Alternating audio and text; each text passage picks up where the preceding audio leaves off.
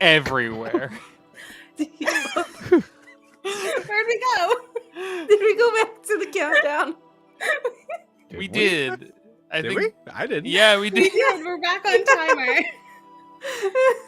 Yeah, What? we are. It looks like it. Everything's broken. We're doing You great. TOS guys. don't think so. Clinton. You got us TOS. That's what happened. I think we're live. Hold on, let me check. Like, I don't know. Hey, Sure hope we're 1,000 live. viewers. Are we live? Wow, dude, the loading screen of my computer's just freaking out, man. Anyways, Again? yeah, we're good. Hello, everyone. Oh, hi. Hi, hello. Welcome to It's a Long Story, a place where we roll dice, we tell stories. And we talk We about We make magic. We bathe make people. something. We make full-on magic. Welcome, everybody. Welcome to the Unearthed Arcanum. Everybody take a look at your camera, wave, and say hi. Hi. Hey, Howdy. you, Hello. especially you. Hi. I felt like you were pointing to me. So made me feel special. Maybe you want to borrow your hoodie. Welcome, everybody. For those that have no idea what this is, oh, this is going to be an interesting one. For those that have no idea what this is, we are a D&D live stream that runs every Monday, Tuesday, Wednesday, Thursday, and Friday, having 5 parties living, existing, and breathing, for those that do, in the same homebrew world, the wonderful, beautiful world of Astera. So, yeah, welcome. Thank you so much for watching. Nothing. I always kind of feel like I am forgetting something sometimes on the, but no, nothing. Oh, there was that. Just messing with you. You got me. You forgot that the 13 moons of Astera are now canon, and Moons. the 13th one is still Get 'em. hidden on the underside of the flat spherical. That's why the moon is Okay. crashing into Hey. the planet, because we keep You mentioning did it. confirm Mhm. that Astera is flat. Oh my God! was- I said that. So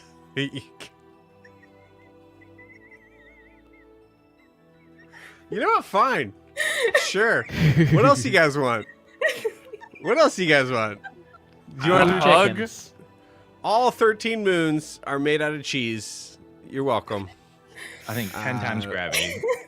Yes. Same We type are- of cheese or 13 different types of cheese? That way, when we go to the other planets, 13 we're really different strong. types of cheese. Great. Then I For definitely real, have a Evan, yeah. favorite one then. Mhm. The provolone one is rolling. But towards one of them us. is Oh, shit. American, and it's the closest one. Oh God. Yeah, there you go. It's Yeah. also Product. it's now a Wallace and Gromit world, so there's a penguin and a dog, and everybody's I can gonna have I'm This really is doing that. ideal. big teeth. Remember any of those from Uh, Session 0? Our one shots will now be just chicken run sessions. Can we have the Benny Hill theme just playing on a loop? Yeah, it's all just Benny Hill all the time. Cool. Well, no, because all Benjamin copyright. Hill. So we'll have to get it slightly.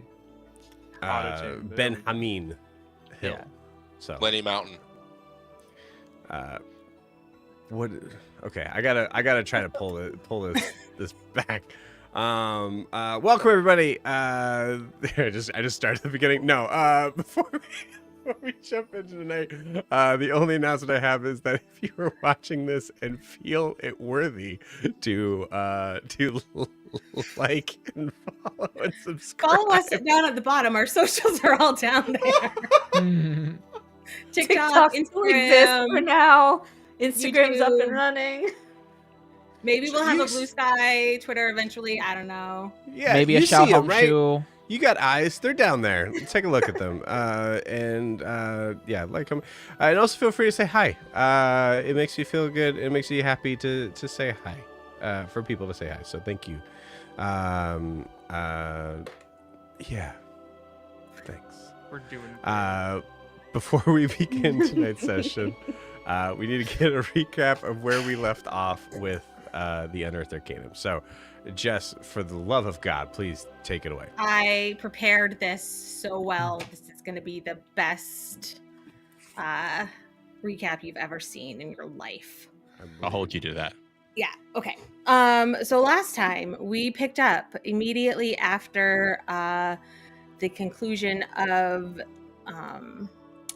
the ritual to sort of restore Yori's arm, in which ended with him unconscious and maybe dead.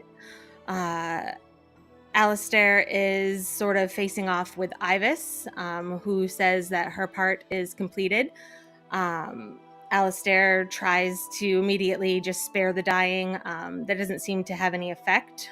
So he does cure wounds, which seems to work, but Yori is not breathing. He seems to just not be there, though not quite dead. Ivis doesn't really help anymore. She says that humans are the ones most likely to beg crashing waves to stop. She's real, helpful. Alistair sort of ignores her. He says he's not begging and then calls upon his training with Dr. Karan. And sort of realizes that Yori's body doesn't really play by human rules or human guidelines, and is going to just sort of do his best to keep him alive while Yori goes through whatever process fairies go through. He brings Yori out to Kara. Kara calls upon Mask, but Mask really has no idea how to help either. So together, Alistair and Kara just sort of, Kara, do CPR.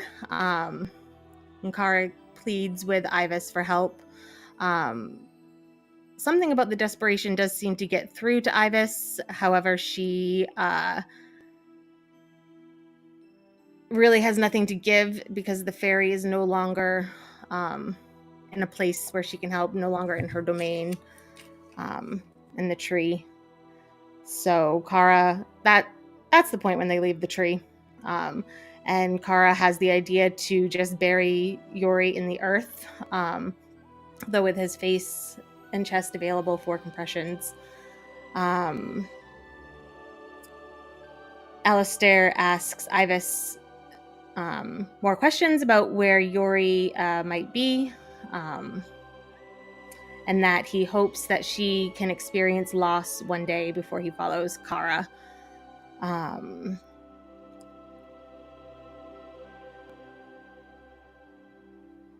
think Alistair is the one who writes in the book while Kara does the compressions. The rest of us get the news of what happens and all come running. Gwen is the one who gets Prim, who does not have the book. Prim tries to help with the CPR by doing astral arm compressions. Gwen casts a high-level intellect fortress on Yori's consciousness, unsure if it would work on his physical body, but trying to connect it to wherever he is. Seeing that the spell works, Kara tries warding bond, and Al tries blink on himself to try to find where Yori is. He does make it to the ethereal plane, but he can't find Yori. He comes back and tells Kara to stop compressions. It's time for Yori to tell his story. Then we flash to Yori, and he is on top of a hill. He sees a red-headed fairy caked in mud. Somehow he knows this fairy. His name is Gil.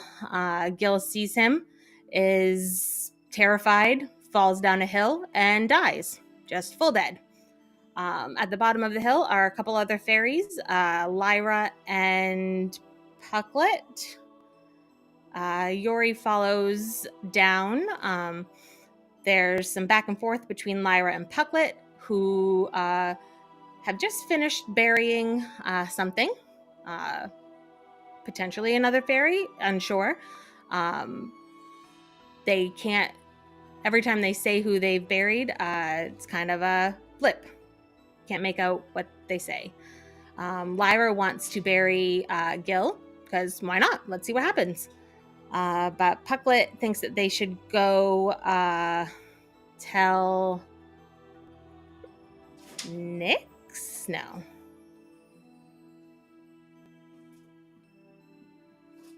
Go tell the guy in charge. I'll find his name later. So Yori follows Puck through what's called the Briar. It's familiar, and they're heading towards like this enormous, millions of miles high, long, big tree that's golden, bright, glowing, and familiar. Passes through a farm, and Puck passes another ferry. As he does, he hears Alistair, who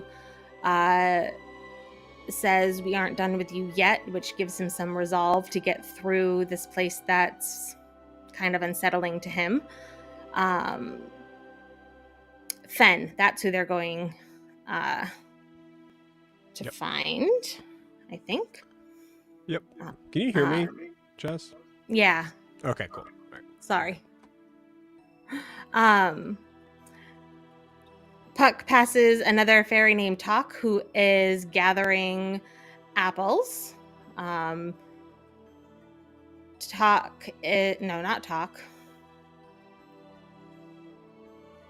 Nyx. Thanks. There we go, Nyx.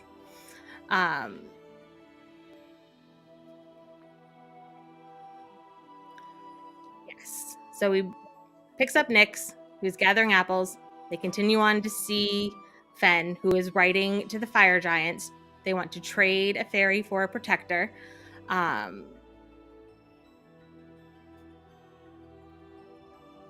And Fen wants... He's writing to the fire giants with another fairy named Mel, who thinks that he should just be sending this to some hot giant lady instead. Fen wants to know the fire giant's weaknesses. And at this point, the other fairies also arrive. They explain about Gil. And my notes here are very bad. I'm sorry.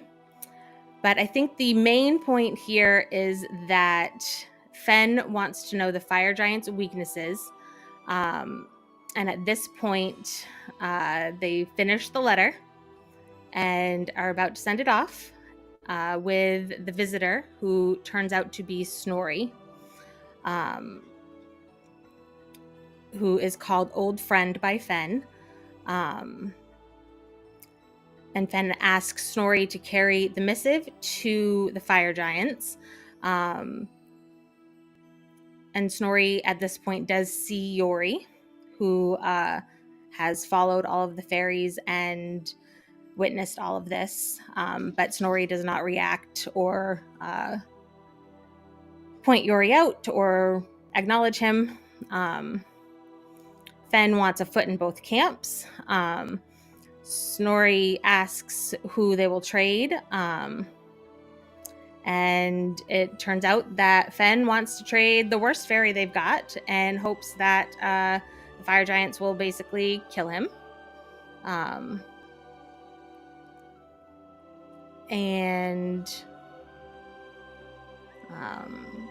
They hope that they will convince Hrognir to take in this fairy and get a fire giant in return for some protection, and also to learn the weaknesses of the fire giants for the future.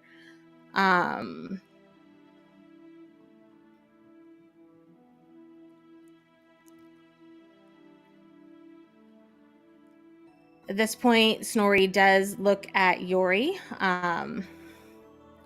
Yori makes eye contact with him, but then does a very amazing speech that's directed towards Fen.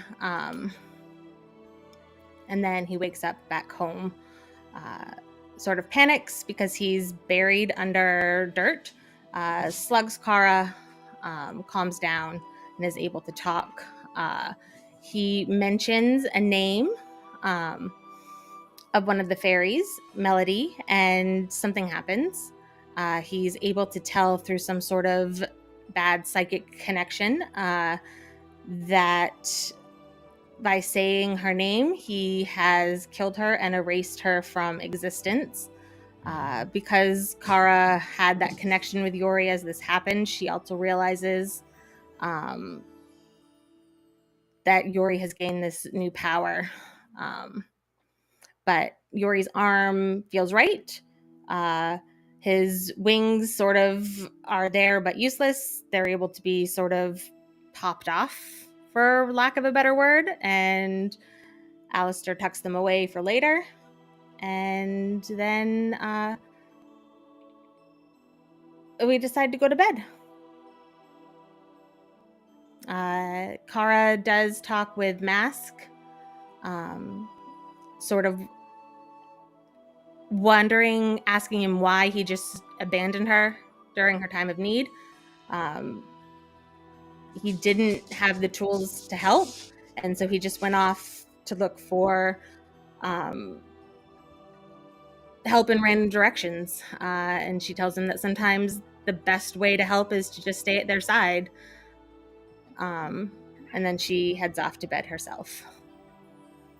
And we end with the camera zooming out to something weird happening to the somewhere out to the street. The door to underneath the tree where I took Yori to see the Dryad sealed up. Right. Yes. Cool. That's what happened. Awesome. Thank you, Jess. Appreciate it. Anything else to add, friends?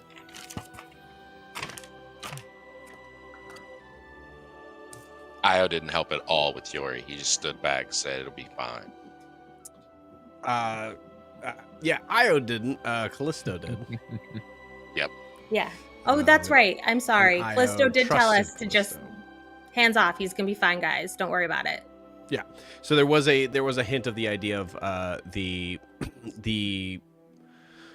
extraplanar being from the like kind of big question mark of planar travel seemed to be the only one that was fully convinced that Yori was okay. So. Yeah. Nice. Right. Anything else?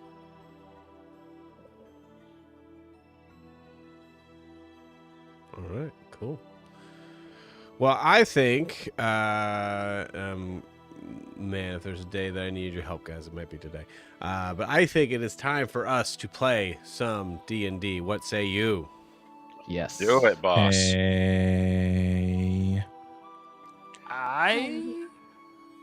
Hey. Oh. Great. Let's do it. Hey. Hey. Let's go. Hey. It's a brand new day in hard to the not wanna sing Feywild. What? It's hard to not want to sing that when someone's, you know, you want to. It's a brand new day. Yeah, it's a lyric. Like that? Exactly is like that what that. you wanted? That's the song I was thinking. It's your song. It's a brand new day. Yep, Miranda that's the likes it one. when I say Man, it. love that. Love that. Brand new day. It's a brand new day in Iabellon as we all awaken to the continuing downtime that we have, trying our best to catch up on things, to add some more pieces to our arsenal, and to prepare ourselves however much we can. As you all awaken, the first piece I will say is looking at what you guys are going to be focusing on today. Above board, Yori has done most of what was sent to me. I said the only thing was doing maybe a little more research. So I could do that today, or you could be continuing to sort of trying to practice with the sword and your new arm. We have. Can't hear you, Gwyn. Evan, if you're talking. I just said don't worry about the rest of that. I think he would definitely, after that experience, be processing, working on the arm, working Sure. on the sword. Yeah. Makes sense. Cool. Gwyn is resuming working on the trinket, as well as possibly trying to gather some more information in the library. Kara, if I remember correctly, is actually trying to visit the Bowyer or Fletcher or both to possibly make some specific arrows. And we got Io and some conversations that need to be happening. I have Io and Alistair scheduled today. And then Prim trying to seek out Esalise. Am I missing anything or anybody? Cool. All right. Sweet. So for Yori, Yuri, how would you like to kind of start the process of like testing out the arm and going through that? What would be your morning? What would your morning be looking like? Oh, yeah. Phew. I think he is. I mean, there's got to be he needs a bigger open space. So if there's somewhere that's sort of a little bit outside the room, outside the room, whatever, where there's a little bit of space. I think he's just sort of going through, even, you know what? I think he's going through something that Prim showed him, like a little form, just like a very simple, just kind of martial, just hand-to-hand form that he's trying to remember and going through that. And I think as he does it, the arm is really not acting like it should be in that form. And so he'll go to sort of move, but the new arm will swing like wildly, just like very, very hard, and kind of pulls him with it. And at one point, I think it pulls him up into the air, and then it freezes. And you just see him sort of hanging by the arm as the immovable rod in it has like activated without him wanting it to, and he's just sort of wiggling from it from below. Beautiful. I love it. I think as far as like the area that you're at, there's a couple different sort of options. One thing that I could suggest would be that there's an area actually behind Arilur's forge that is it's a mostly sort of wooded area, but there is a clearing a little bit further back there that would make sense to be in that area. You'd also be relatively close to the forge. Yeah, that makes perfect sense. I think that's like one of the places he feels safe and comfortable at this point. So yeah, he'd probably be there. Cool. Awesome. So I think on top of that, so we'll say just a slight backtrack. Oh, Alistair, that's what I didn't have. I was missing somebody. I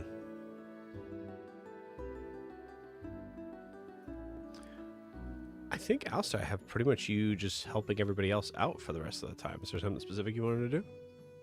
No, just I'm there for everybody else. Cool, you got it. So I think Kara and Yori, you guys are actually kind of like traveling together. Alistair, would you be joining them, or do you think you'd be like maybe spending time with Gwyn in the library? Library. Cool. You got it. So I think at the beginning of your travel, so Yori and Kara, you guys are actually together coming up to see Ara, who is oh, that's what I don't have is my dice. I'm so sorry. Hang 1 second. We're gone for 2 weeks, and this is what happens. Yeah, I mean, This is my second D&D session today. Give me a break. Okay, doing fine, great. Get a break. Okay. There we go. I found it. Did you guys find Piddle though? They did find Piddle. Yes. I love That's that. what my daughter calls going number one. Yeah. Okay. That's what a lot of people call going number one. Piddle. Okay, I wasn't sure this piddling was this is when you referred to piddle that was That's the joke. you found. Okay, there was a urination joke somewhere that I missed, and Yes. and it's very highbrow. Okay, so moving on. moving on. That's a different one shot. Check out our start playing games. Okay. Cool. So Kara, as you come up to our, it's you and Yori. So actually, any conversation you guys would be having up there would be cut off abruptly, I think, as Ara is working on something else. I'll let you guys kind of roll a perception check if you'd like, but in this moment there is a lot of like cursing and frustrated sort of noises coming from Ara. Mm-mm. Cool. You good in there, Ara? What? Yeah. What's up? You don't sound okay. I'm fine. Yeah. No, it's fine. I could use a break. What do you need? I can teach you some of those words in common. I know Actually, all the that's good your ones. lesson for today. Yeah, honestly, yeah, because I'll need people to know that I am, sometimes I'm angry. Especially Yeah, in actually, Grace that Wharf. would be great. What's up? What can I? Oh. What can? Yeah. I just came. I wanted to use the area out back to test out the new arm. Hey, Hey, yeah. That's a it's wow. it's not made for regular. Yeah, it's got a. I need to practice with it. Hey, man. It looks great. Thanks. Yeah. Cool. Yeah. Actually, there's kind of like a clearing out back here where I usually, make sure that there's, that I'm not burning the forest down. Yeah. Yeah. Good point. Yeah. Cool. Fire a legend joke. Yeah. So yeah. So you, feel free to use that. It's totally fine. I think it makes sense that you like just kind of like, okay, cool, great, like time to get started, like just kind of like rushing over there. Yeah. So I think there's moments while Kara Write in the are- book if you need anything. Ara has a book. He's gone. Perfect. Like there's this conversation with like Kara and Ara, and we see in the background Yori, like as you mentioned, like whoa. Yeah. You hear crashing sounds and yeah. He looks okay. He's okay. Okay. You okay? You don't. Yeah, I'm great. Roll that check with you. Oh, we rolled real bad. Never mind. Say if you want to roll on that one, that's the only way he's gonna be able to No, notice. I rolled an anything. 18. There's no way Yeah, he's gonna yeah. see. Yeah. We got his arm attached last night. We're doing great. Yeah, that's crazy. I don't want to know how you did it. No, I don't think you do. Fair enough. All right. Well, what are we working on today? You got some of that adamantine? Gonna Yeah, I still got some left over. Why? wanna test your hand at making some arrows? We can learn a new skill from the I cannot say that word. Bowyer. Bowyer together. Oh.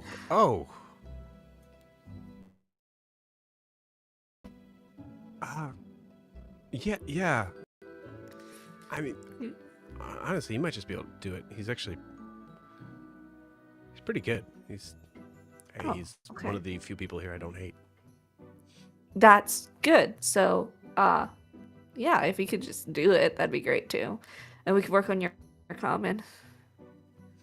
Yeah. Curse words today seem apt.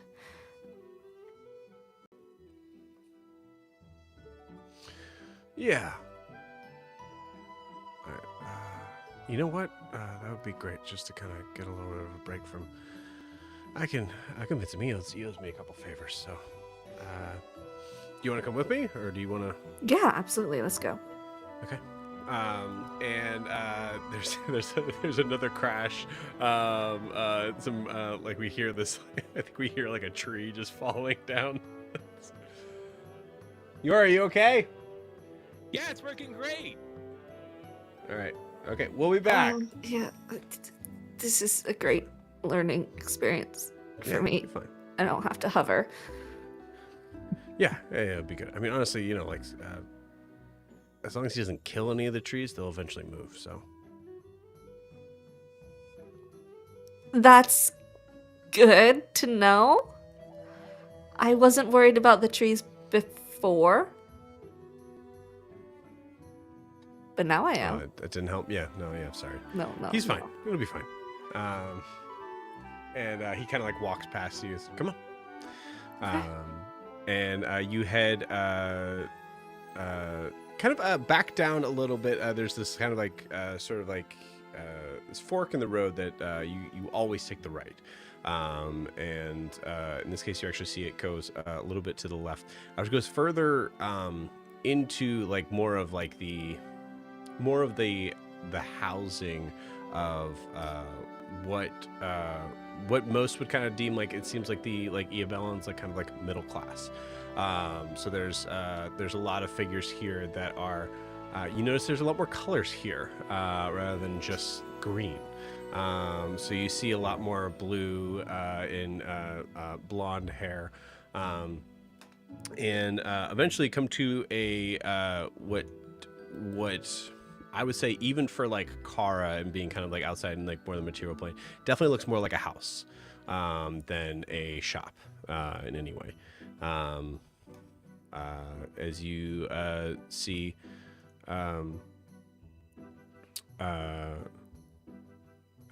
Ara kind of like knocks on the doors, and a figure opens the door. And lo and behold, it's a beautiful male autumn Eladrin dude. Comes up. Hey. Hey. Oh. Hey. Hey. Hi. Hi. Ara said you could help me out with making some arrows. Oh. Yeah. Sure, I can help you.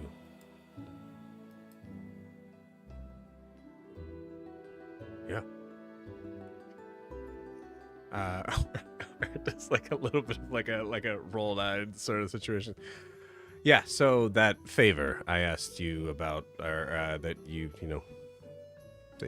said you owed me.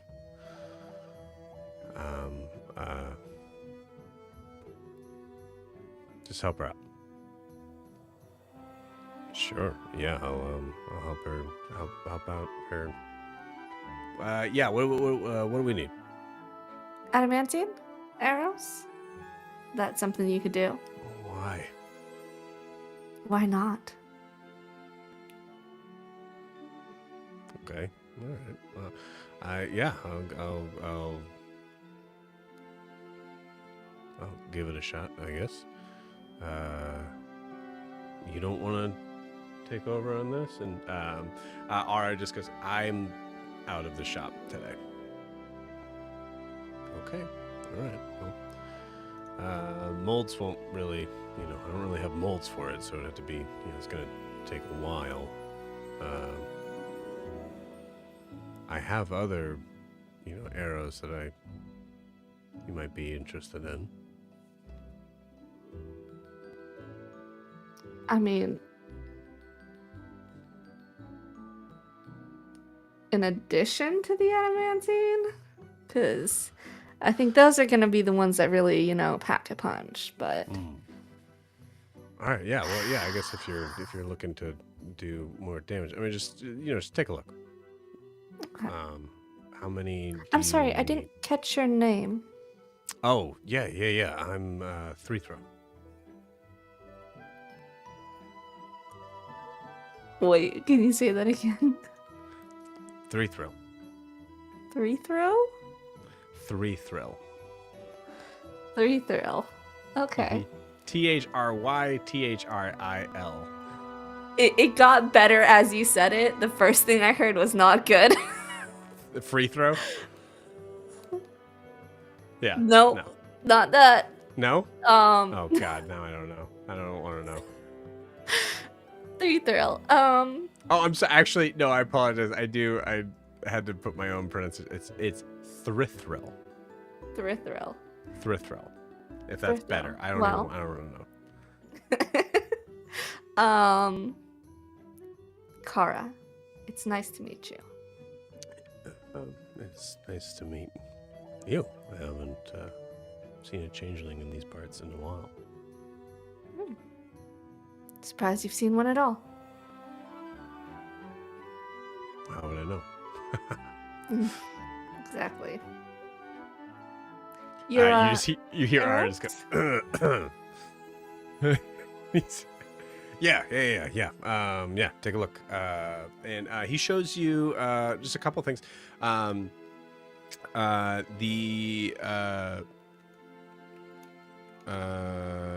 wait, that's all.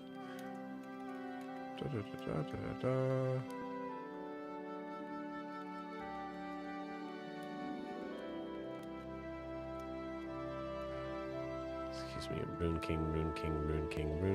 Okay. It's a lot of Rune Kings. A lot of Rune King stuff. Okay. The bows that you see are very impressive looking, but they are very much in that like design of ornate sort of like wooden, like it's you assume they're very good, but they're also very like showy and flashy. And Ara already upgraded my crossbow to a +2. Right. Yeah. One of the oh yeah, so these would technically be bolts, right? Yeah, they'd be crossbow bolts. Cool. So most of what he's going to be showing you is arrow stuff. Now, if you asked him, he'd be like, "Yeah, I could probably just make them into bolts, whatever." But the only other pieces are there is arrows that he would call silent flight arrows that make no sound when loosened, basically giving no indication of your presence when shot. So Would if you're that be shot- automatic sneak attack? It would be advantage if you're already sneaking. The big thing is you wouldn't have to re-hide yourself Roll after to shooting. hide, okay. Yeah. And then also a type of bowstring is called vine grip bowstrings. The bowstring tightens or loosens dependent on the intent of the user, aiding in precision. Mechanically speaking, if you were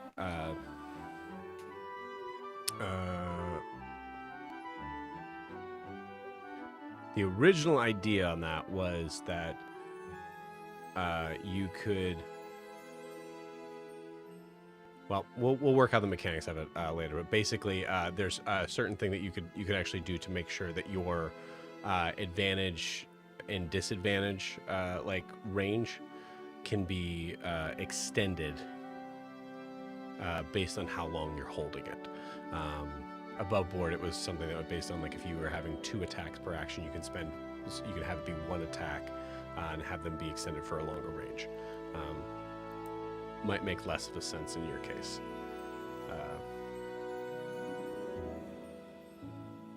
But yeah, pretty cool.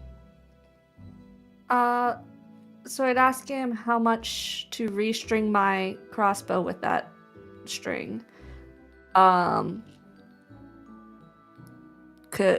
make the free flight arrows into bolts. Mhm. What his most expensive bow here is, Okay. and how many adamantine. I almost said amaranthial. I'm having a night too. Adamantine arrows he can make in 4 days. Okay, in 4 days? Oh, yeah. Because Okay. we have 4 days left, right? We have Right, Wednesday, right. Thursday, Friday, Saturday. We're leaving on Saturday? We have 4 days. I believe so.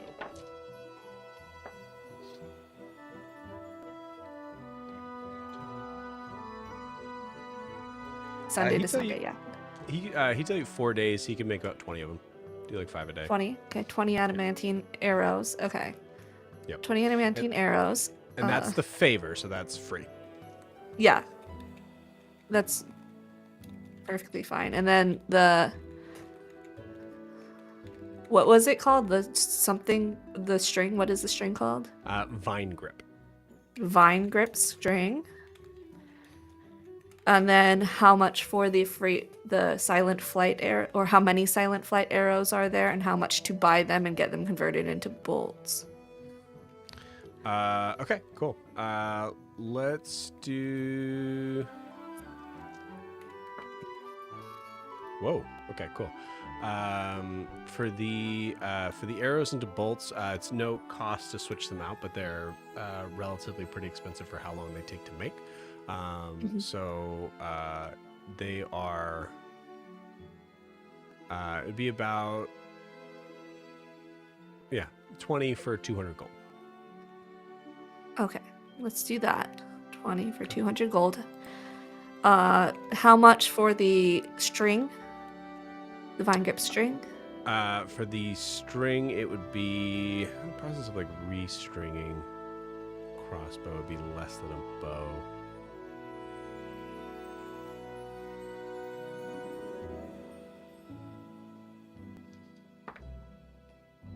100. 100 gold? And then what is his fanciest, most expensive Eladrin bow he has? Okay. Cool. He would do this big sort of long spiel of like every bow's different. And like kind of giving that whole sort of thing of like it's really like I'd have to kind of check and like do measurements and yada yada yada. I have a friend who would get on very well with you. Yeah, exactly. But with all of that, he would say they're pretty expensive. They're all around 1,000 gold. Okay, the one with the most meaning, the best story behind it, if it's tied to something significant about Eladrin culture, something, the most important bow here. Okay. Cool, I like it.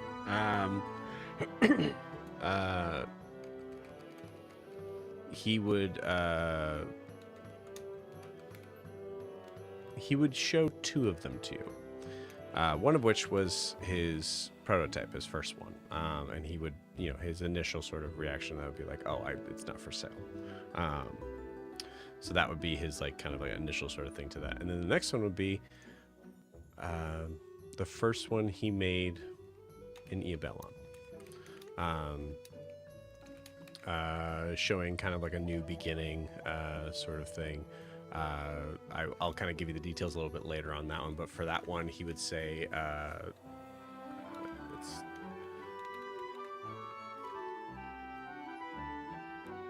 I think for that one, he would.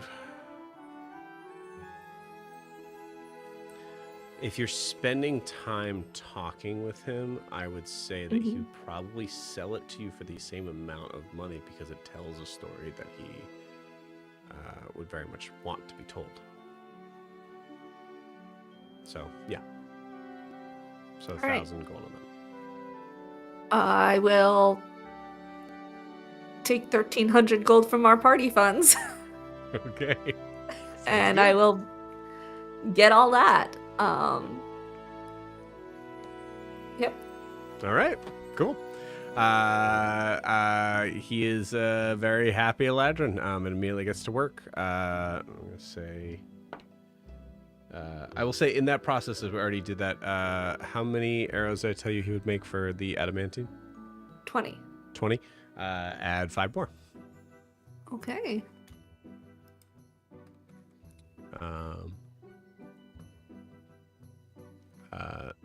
That white D20 die, by the way, has been very nice to you this session. It was not last night. It was not at all, but yeah. See, it comes around. Cool. So that's about it for the most part. So I'd say most of the time just spent is just literally just teaching. Ara. This is teaching Ara how to swear.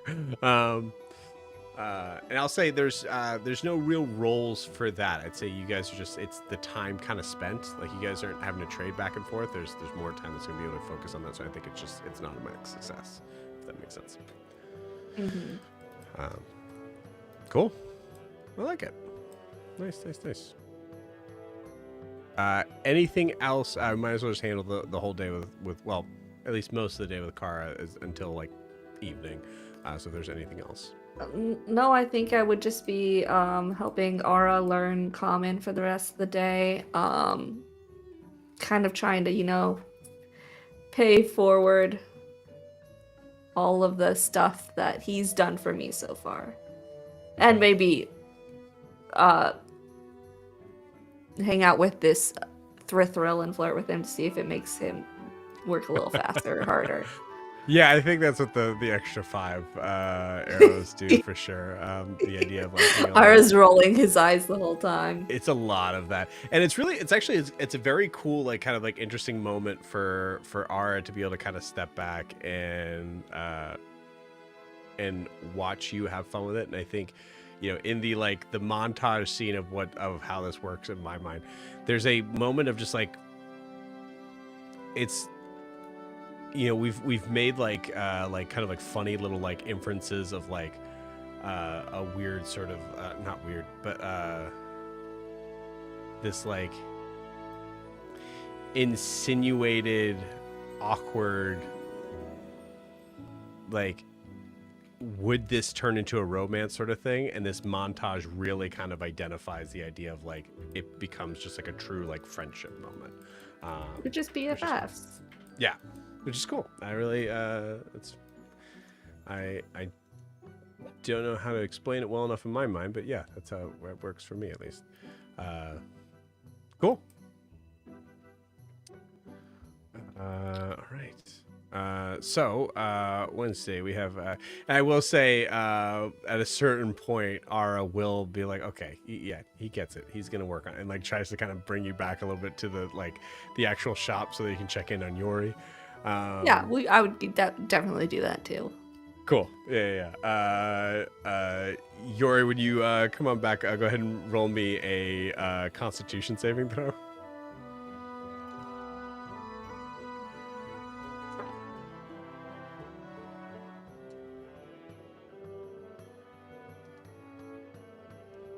You're muted. All right, 23. 23. Beautiful. Yeah. So you take within the whole day of just the work and all that stuff, you take 9 points of damage, which will say most of it is you had accrued by the time Kara came back. So we see like extra scratches on Yuri, but he's fine. Cool. Nice. All right. We go to actually I'd like to go to Prim next. Prim, as you wake up, tell me, where would you like to go? I think with everything that kind of happened, I think she's gonna go find Sarah to find where Eselise is, because I don't think she knows where Eselise would be prior to that. Okay. Cool. All Oh, completely forgot about this. Yeah, because Esselise, I actually, yeah, totally forgot. So just a small sort of thing. Because Esselise actually planned on coming back and partying with you guys the night before. So what happens is that when you guys actually do get back, it is you I find. think you mean Sarah, right? Sarah Yes, planned to what did I come say? back. You said You said Esselise. Esselise. Sorry, It's gonna sorry. be real weird. But Sarah in full Hungover stupor. I don't know, good girl princess. No, Oh. just as full asleep when you guys get back. So the morning could be just waking her up. She's just asleep on the equivalent of a couch. Gives a little shake. Doesn't wake up. Looks at Splat. Okay, maybe not that one. Gives another shake on the shoulder. Sarah. Hi. Ah. Good morning. Oh shit! Oh, I fell asleep. Yeah, you missed all the fun. What? It wasn't. It was traumatizing. What? What did I miss? Yori's got a new arm. And Yori is okay. Okay. That's kind Great. of the important parts. Ivis. Yeah, He's okay. seems to be good. I think him and Kara already left for the day. Something about him wanting to go train. Anyways, Okay. Sorry, I completely. I mean, it looks like we weren't going to be hanging out that much, anyways. But yeah, I guess I fully fell asleep. yeah, you doing okay? Roll me a persuasion check. Insight? Yeah, I'll take insight. I didn't hear what you said. I thought you said that. So I said persuasion, but if you want it, like, if you're trying to persuade her to tell you the truth, or if you want to just kind of just circumvent that and just try to see through it. I like the persuasion play. Okay. Nerd. It's a 5. Okay. Yeah, I'm fine. I'm just, tired and oh, all I see is wine bottles in front of me. Yeah, maybe we should go get some breakfast potentially, Yeah. or some protein, some stuff like that. It's been a wild week plus that we've been here. I mean, a lot's happened. Your body's just probably exhausted from all of the events.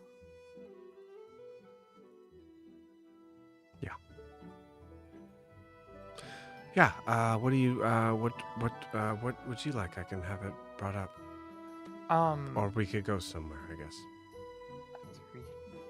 If you want to go somewhere, that's fine. I did need to talk with Esselise sometime today. Do you know where she might be?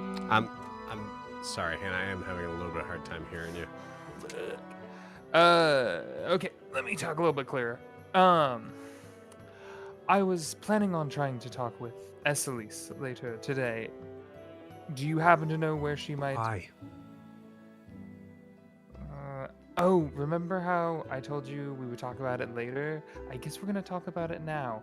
I made a deal with Esselise to return all of the children back because she sent them somewhere else. That's how this one showed up. What do you mean? Splat. Spat.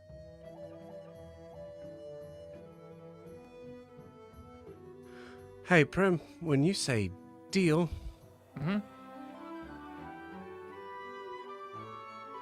Yep. I warned you. I'm pretty know. sure.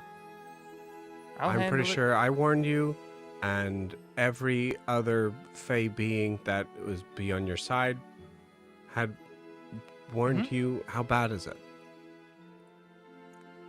She can... what is it? Eyes and ears, I think was it? She has your eyes and ears? she can look through my eyes and listen through my ears, which I think in turn turned into this. Well, I think she's, she's fully within her right to, and she's great. Yeah. Definitely seems like a lovely character. Her mind is terrifying. I wanted to talk to her to get more clarity on said deal, because it was kind of a heat of the moment situation. Yeah, so I kind of want to figure out specificity with her a little bit more to figure out what exactly is going on. I mean, if you're fully, like, connected with her, you don't need my help. I don't know where she would be. Is that something I can do? Is that like a two-way? I assume so, unless she's busy, which is she is totally within her right to be busy because she's, Yeah. powerful and pretty. I don't know what I'm doing. Is it on all the time or? I don't know. Okay. That's why I wanted clarity. This could be bad. Oh no, it is. It's not a could. It probably will be. It's fine. Okay. Well, I'll handle it. I'll do whatever I can. I appreciate that. I We don't know should grab much about, breakfast. patronage and things like that, but I do imagine that it's as far as knowing where Esalise is, unless there's a specific, court meeting that's happening, I don't typically make a practice of. Knowing where she is. Yeah. Well, we could go grab Gwyn and Al and Io and have breakfast real quick, and then I'll try to reach out with the link to talk with her and then go from there. Points to Spat. That's Spat. Yeah, Spat. yeah. Tails are its mouth. Ah. Great. Still figuring it out. Yeah. It can fly Spat. too. Of course I can. Yeah. Okay. Yeah. Let's go to wherever they went. And Prim, you head off with Sarah. We come to Gwyn, Al, and I'd say like Io. Do you think you would tag along with them, or is there a specific place you want to go in the morning? No, I think Io would have been sticking with Gwen and Alistair. Okay, cool, awesome. Excellent. Great. So all Ludus three, kids. the Ludus kids, are in the library where they should be. Yeah. Surprise, surprise. They're not beating our elitist allegations, are we?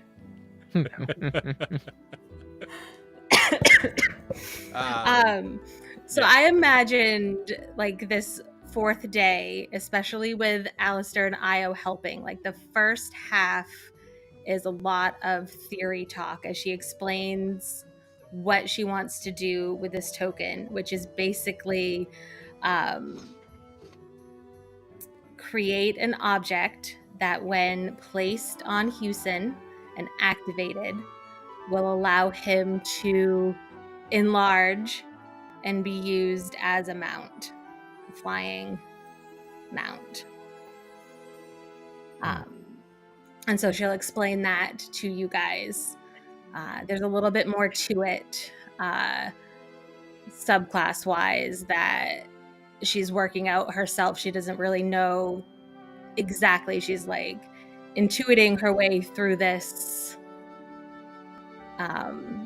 But I would imagine that with Alistair and Io's help, by the afternoon, we would be in the practical, like, testing phase. Okay. Of the fun stuff that the Ludus kids would be looking for a place where they don't blow up poor Petra's library. Yeah.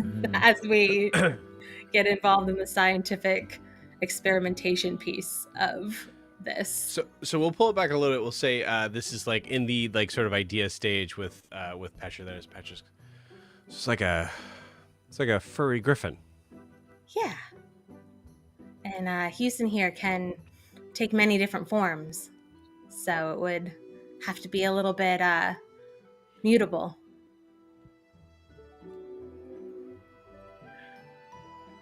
Mutable. I mean, Changeable. Yeah. Oh, yeah.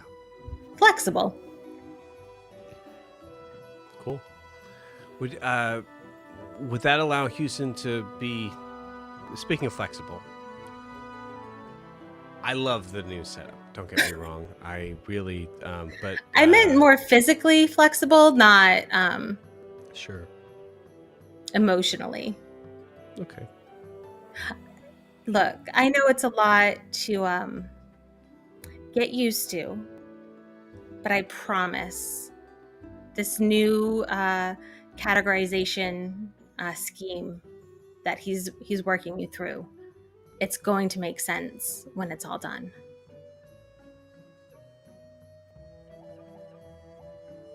Yeah. Okay. I guess it's just, we have one book on fish and one book on mice.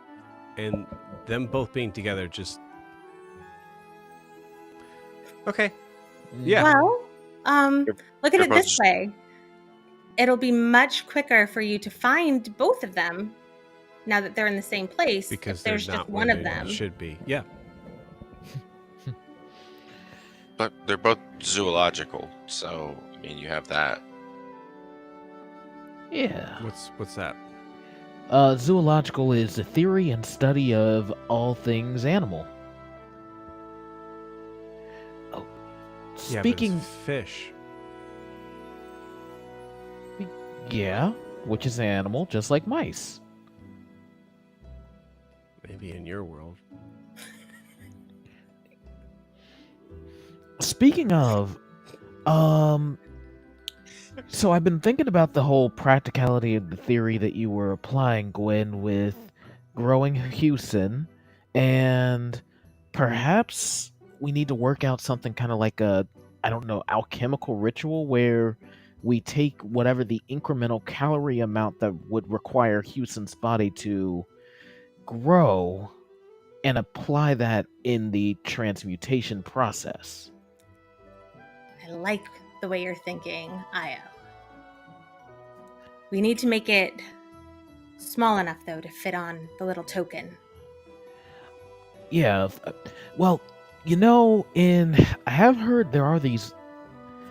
I've heard these things that some people make for traveling, like food pellets.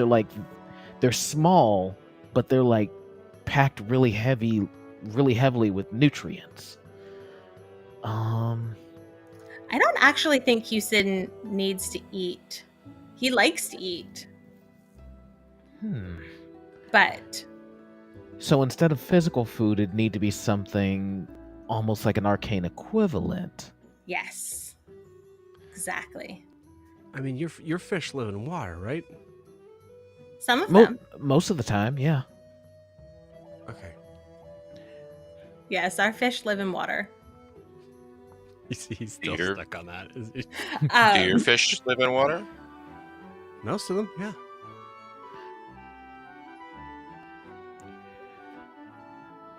So, are you giving us full permission to experiment on Houston? Because You have looking to at ask it, Houston. Houston, this- do we if have this does- full permission to experiment on you? We'll bring you back. It's going to be fun. and you're going to be the only cat who's ever done this. A master among cats. Houston just stares blankly at you, expressionless. He's up for it.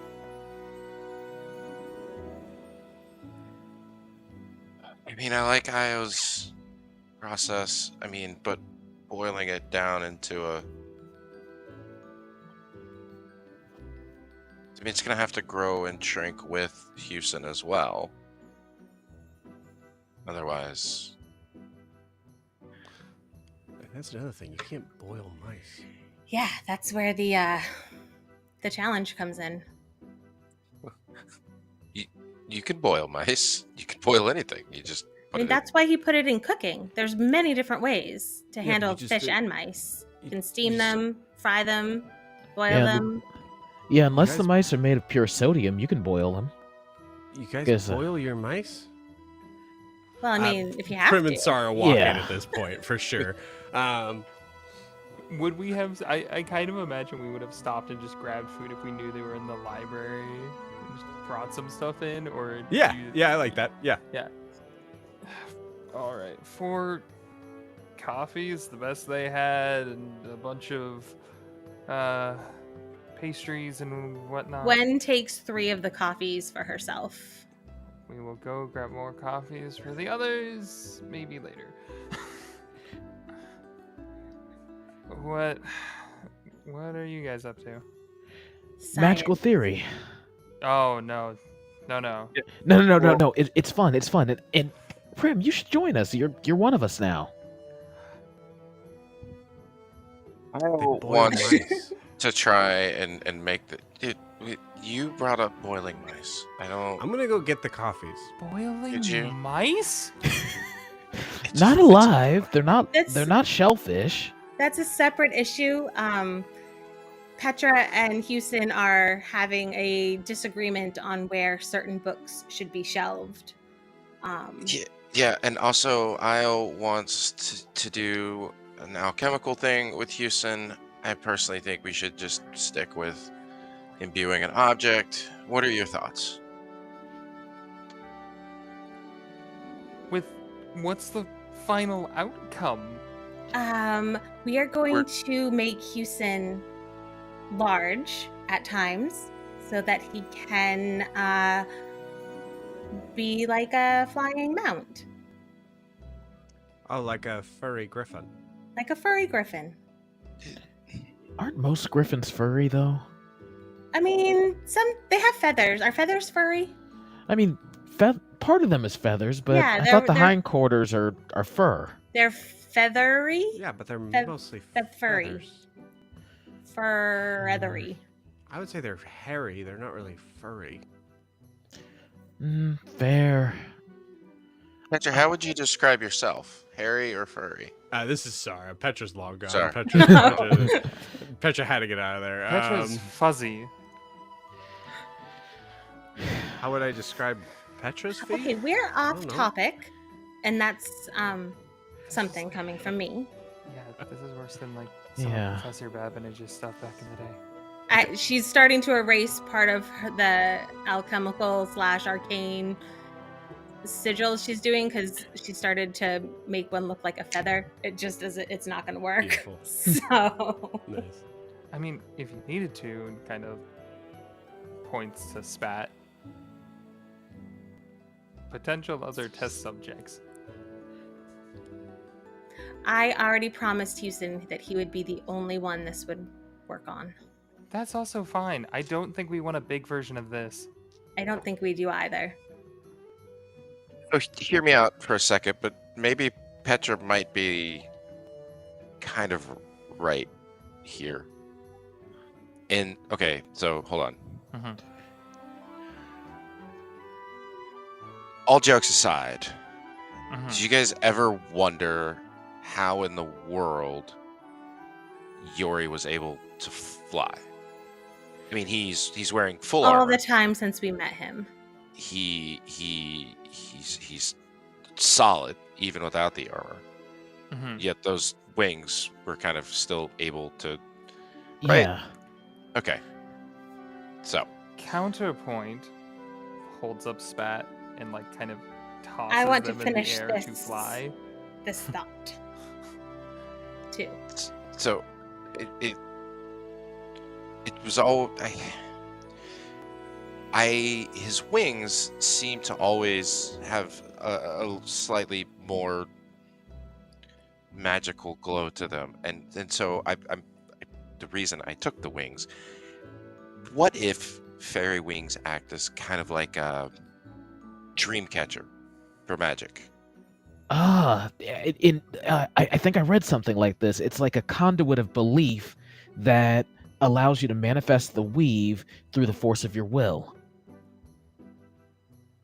Right? I was thinking like a net that just caught the magic that was. I see where you're both going with that, and I love it. I Mhm. don't, and I don't think I want to. It's kind of like I mean, you sort of do the same thing with your astral arm in a way. You sort of Mhm. capture and use your energy as a net and Yeah. direct it. Mhm. So Kind of. maybe if we take some of Yori's wing, a portion of it, and maybe fashion it around an item, and get it to only pull in a certain type of magic or catch that, and then Houston could then channel that to grow, and then when he's done with that, he could let that go, and then would We without the could excess store magic. it into the little object Hmm. so that it You has see- a focal point. Alistair, with the like sensitivity of your leg, you kind of immediately kind of jump a little bit as you feel Houston kind of like rubbing up against it. I think Houston likes this idea, and potentially down the hey, maybe we could alter it down the road. Maybe I think there's more to Yori's wings, and maybe this is a good place to start. I say we should try it. Yeah. Sounds crazy, but we'll probably figure it out. I mean, in a way, it all magical theory starts off crazy at first until you got something provable and actionable. So, yeah, I don't necessarily consider that negative. Is Sarah still in the room? Yes.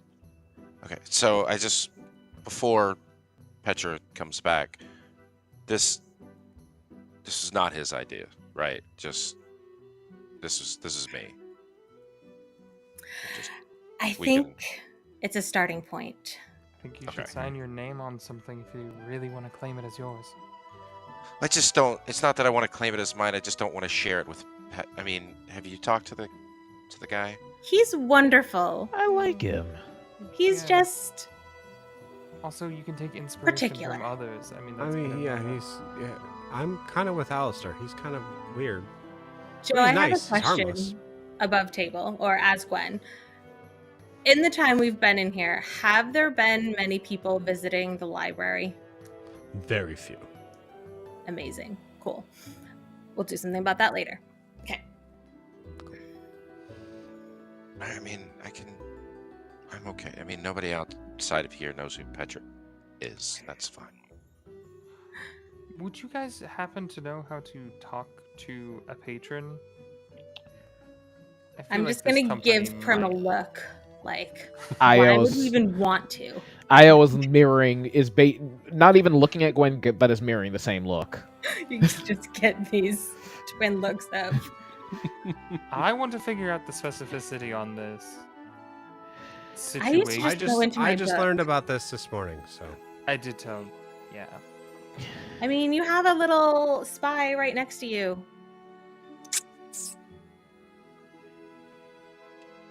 Seems And seems in all harmless enough. honesty,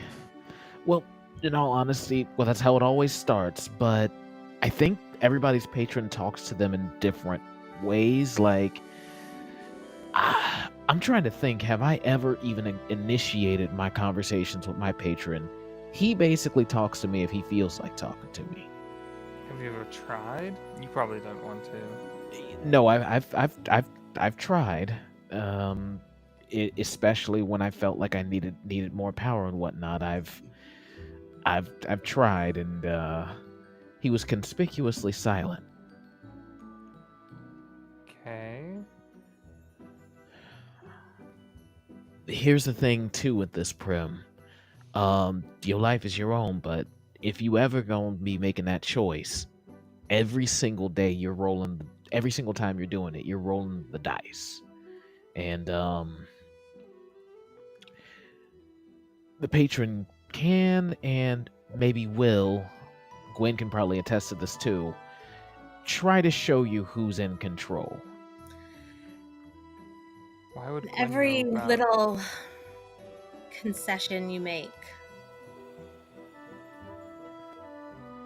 they'll just ask for more. Mm-hmm. Oh, you have experience as well. Oh yeah. Sorry, Yeah. I thought it. Why would I think you'd already know that? It But was don't yeah. know. before I went back to being a wizard or became a wizard. I made a deal with an entity known as the librarian. But when our You hear Sarah just laugh. Right? when our that's for real? ideas of what I should be doing diverged, they made it very difficult for me to access anything. And so I decided to go my own way. You see Sarah just kind of lean in and whisper to Prim, "See, I guess it could be worse. It could be connected to someone named the librarian." Yeah, seriously. Yeah, And They helped me when I needed them. But yeah, but it's it was Eloise. and the thing I about don't that think it was one, very good for me overall. and you had one of the quote unquote nice patrons. Right.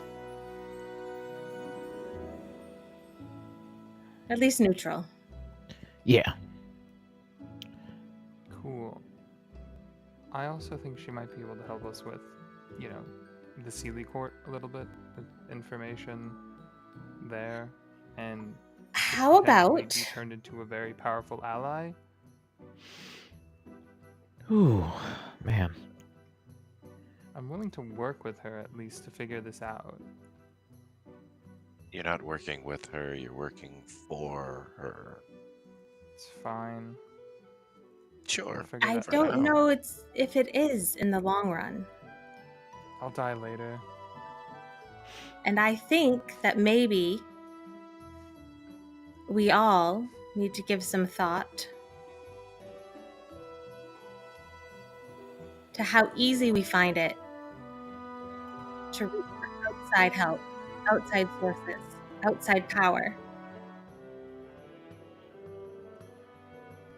instead of leaning on ourselves and each other.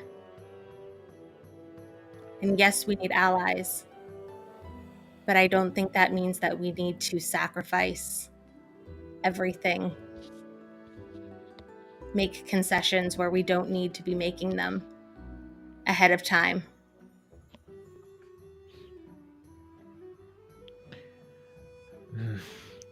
For the most part, I can't disagree with you.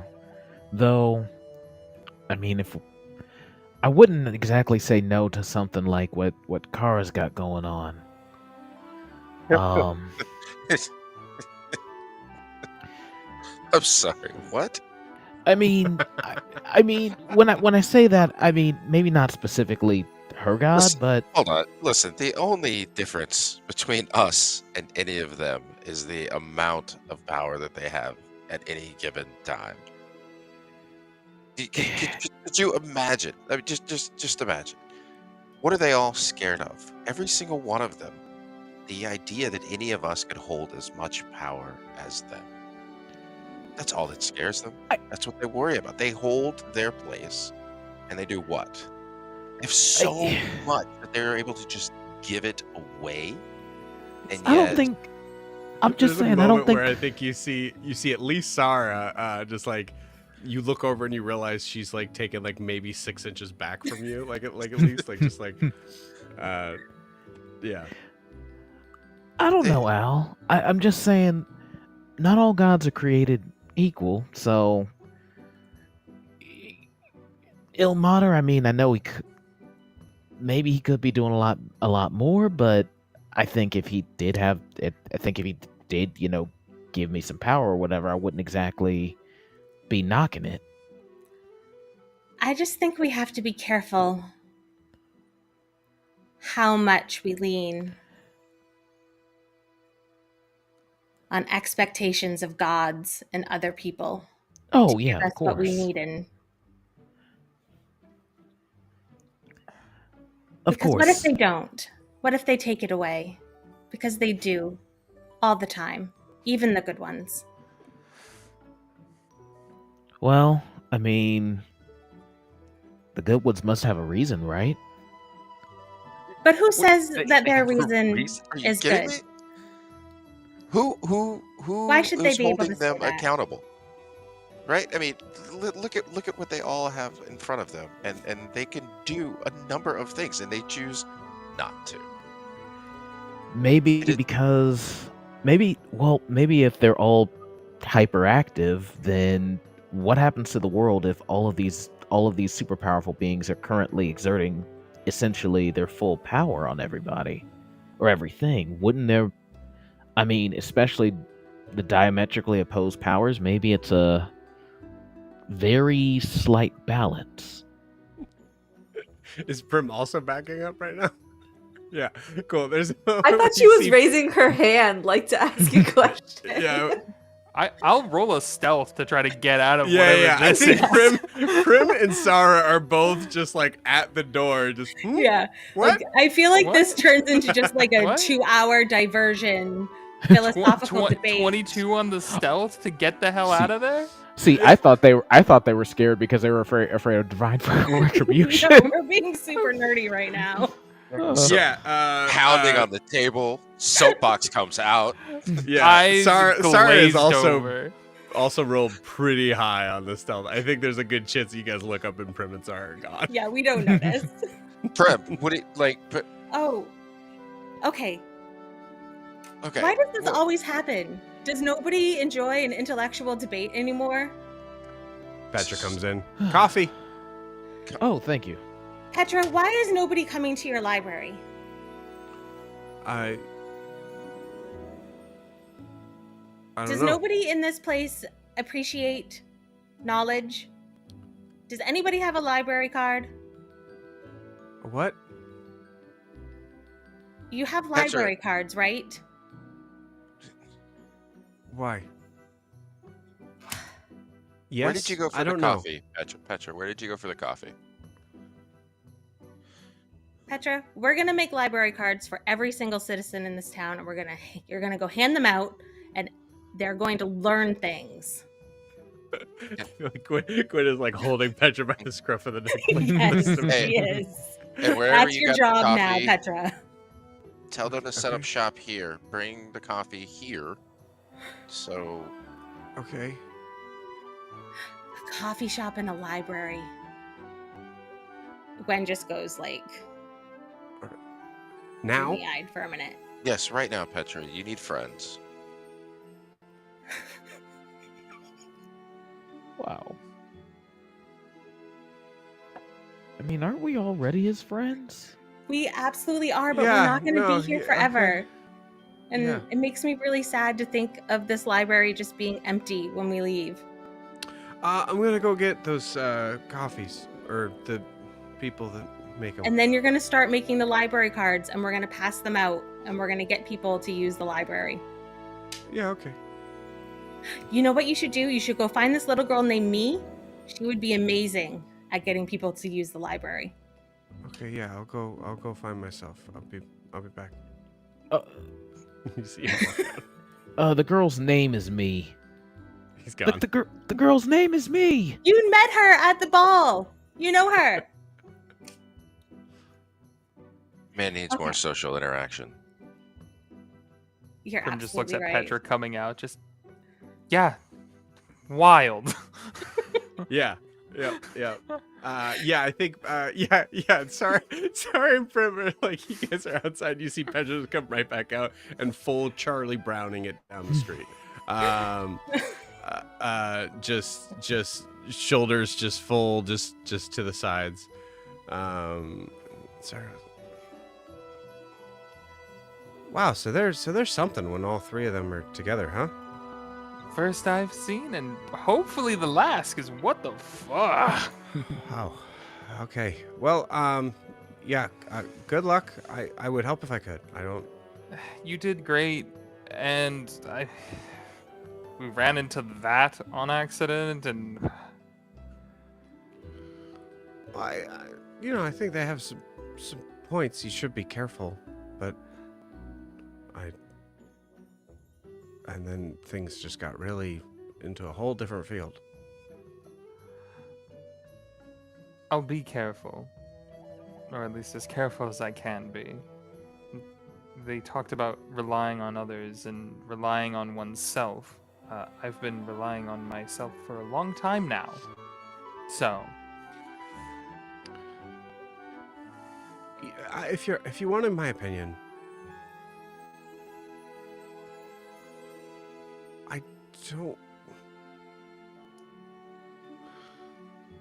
I truly don't know if you could do better than Esselise,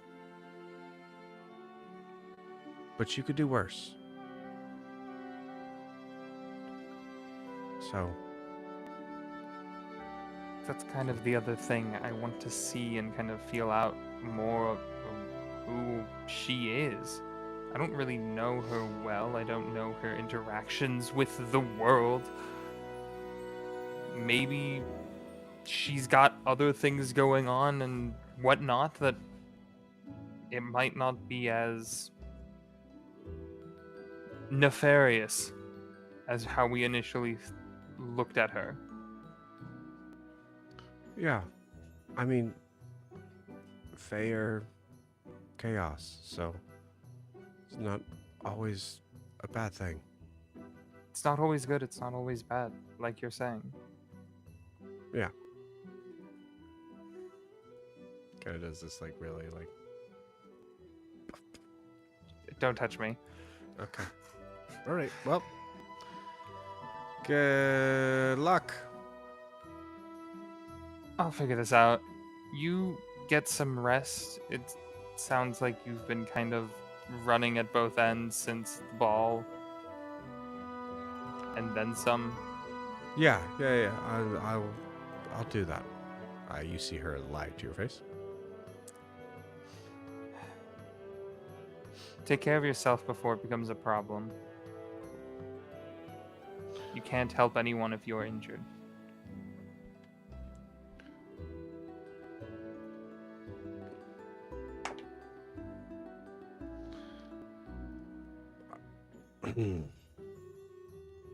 Okay. I gotta go deal with the patron, I guess.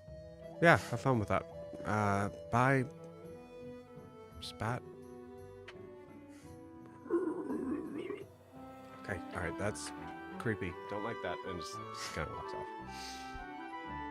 Alright, Spat. Where is she?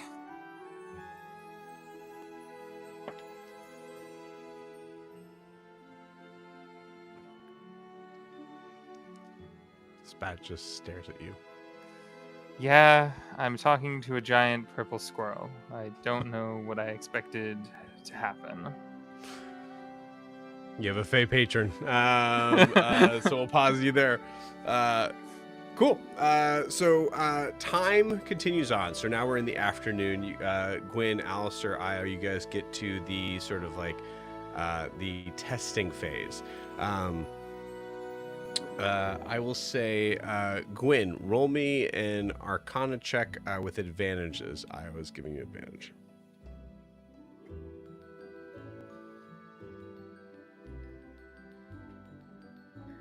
21.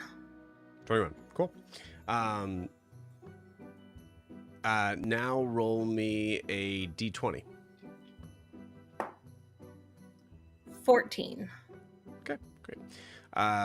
The initial sort of interactions with trying to get Houston to be able to kind of like manifest in size, the changes become start out pretty strange. Like moments where like Houston's wings are 5 times the size that they should be, but Houston's state remains the same size. Moments where Houston's head becomes so heavy that it like kind of like just like rests on the ground looking up at you. You just hear a big meow.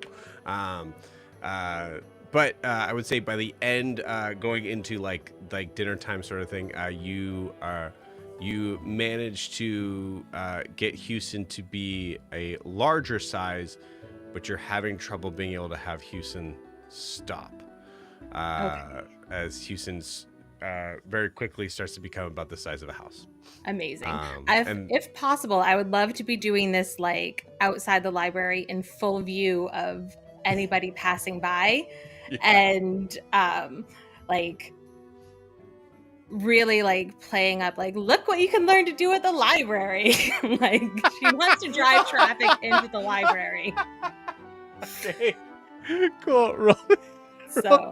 Roll me a performance check.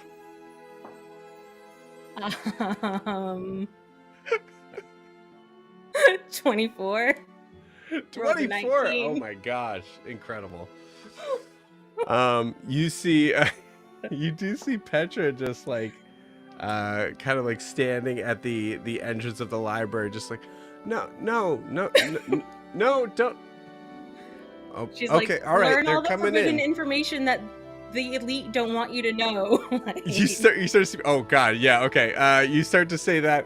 You see people start to like come in. Petra's like, no, we don't really do. Okay, all right, we don't really. And then you start to see card today. But yeah, by the end of the night, there is a packed library, and there are at least half the guards in Iabellon are surrounding this area, not doing anything, just making sure everything's okay. Yep, incredible. Kara, I would say it's about at that point that you and Ara are done for the day. Ara typically like stays up there or ends up like kind of like heading off in this. So I would say, Kara, you come back to a street that is blocked off by a giant cat. That is at this point the size of a house. Houston. Gwen pokes her head out. Hello. Subtle. Very subtle. Well, wasn't really going for subtlety, so we're we've taken 2 steps in the right direction and maybe 7 steps sideways, but we're getting there.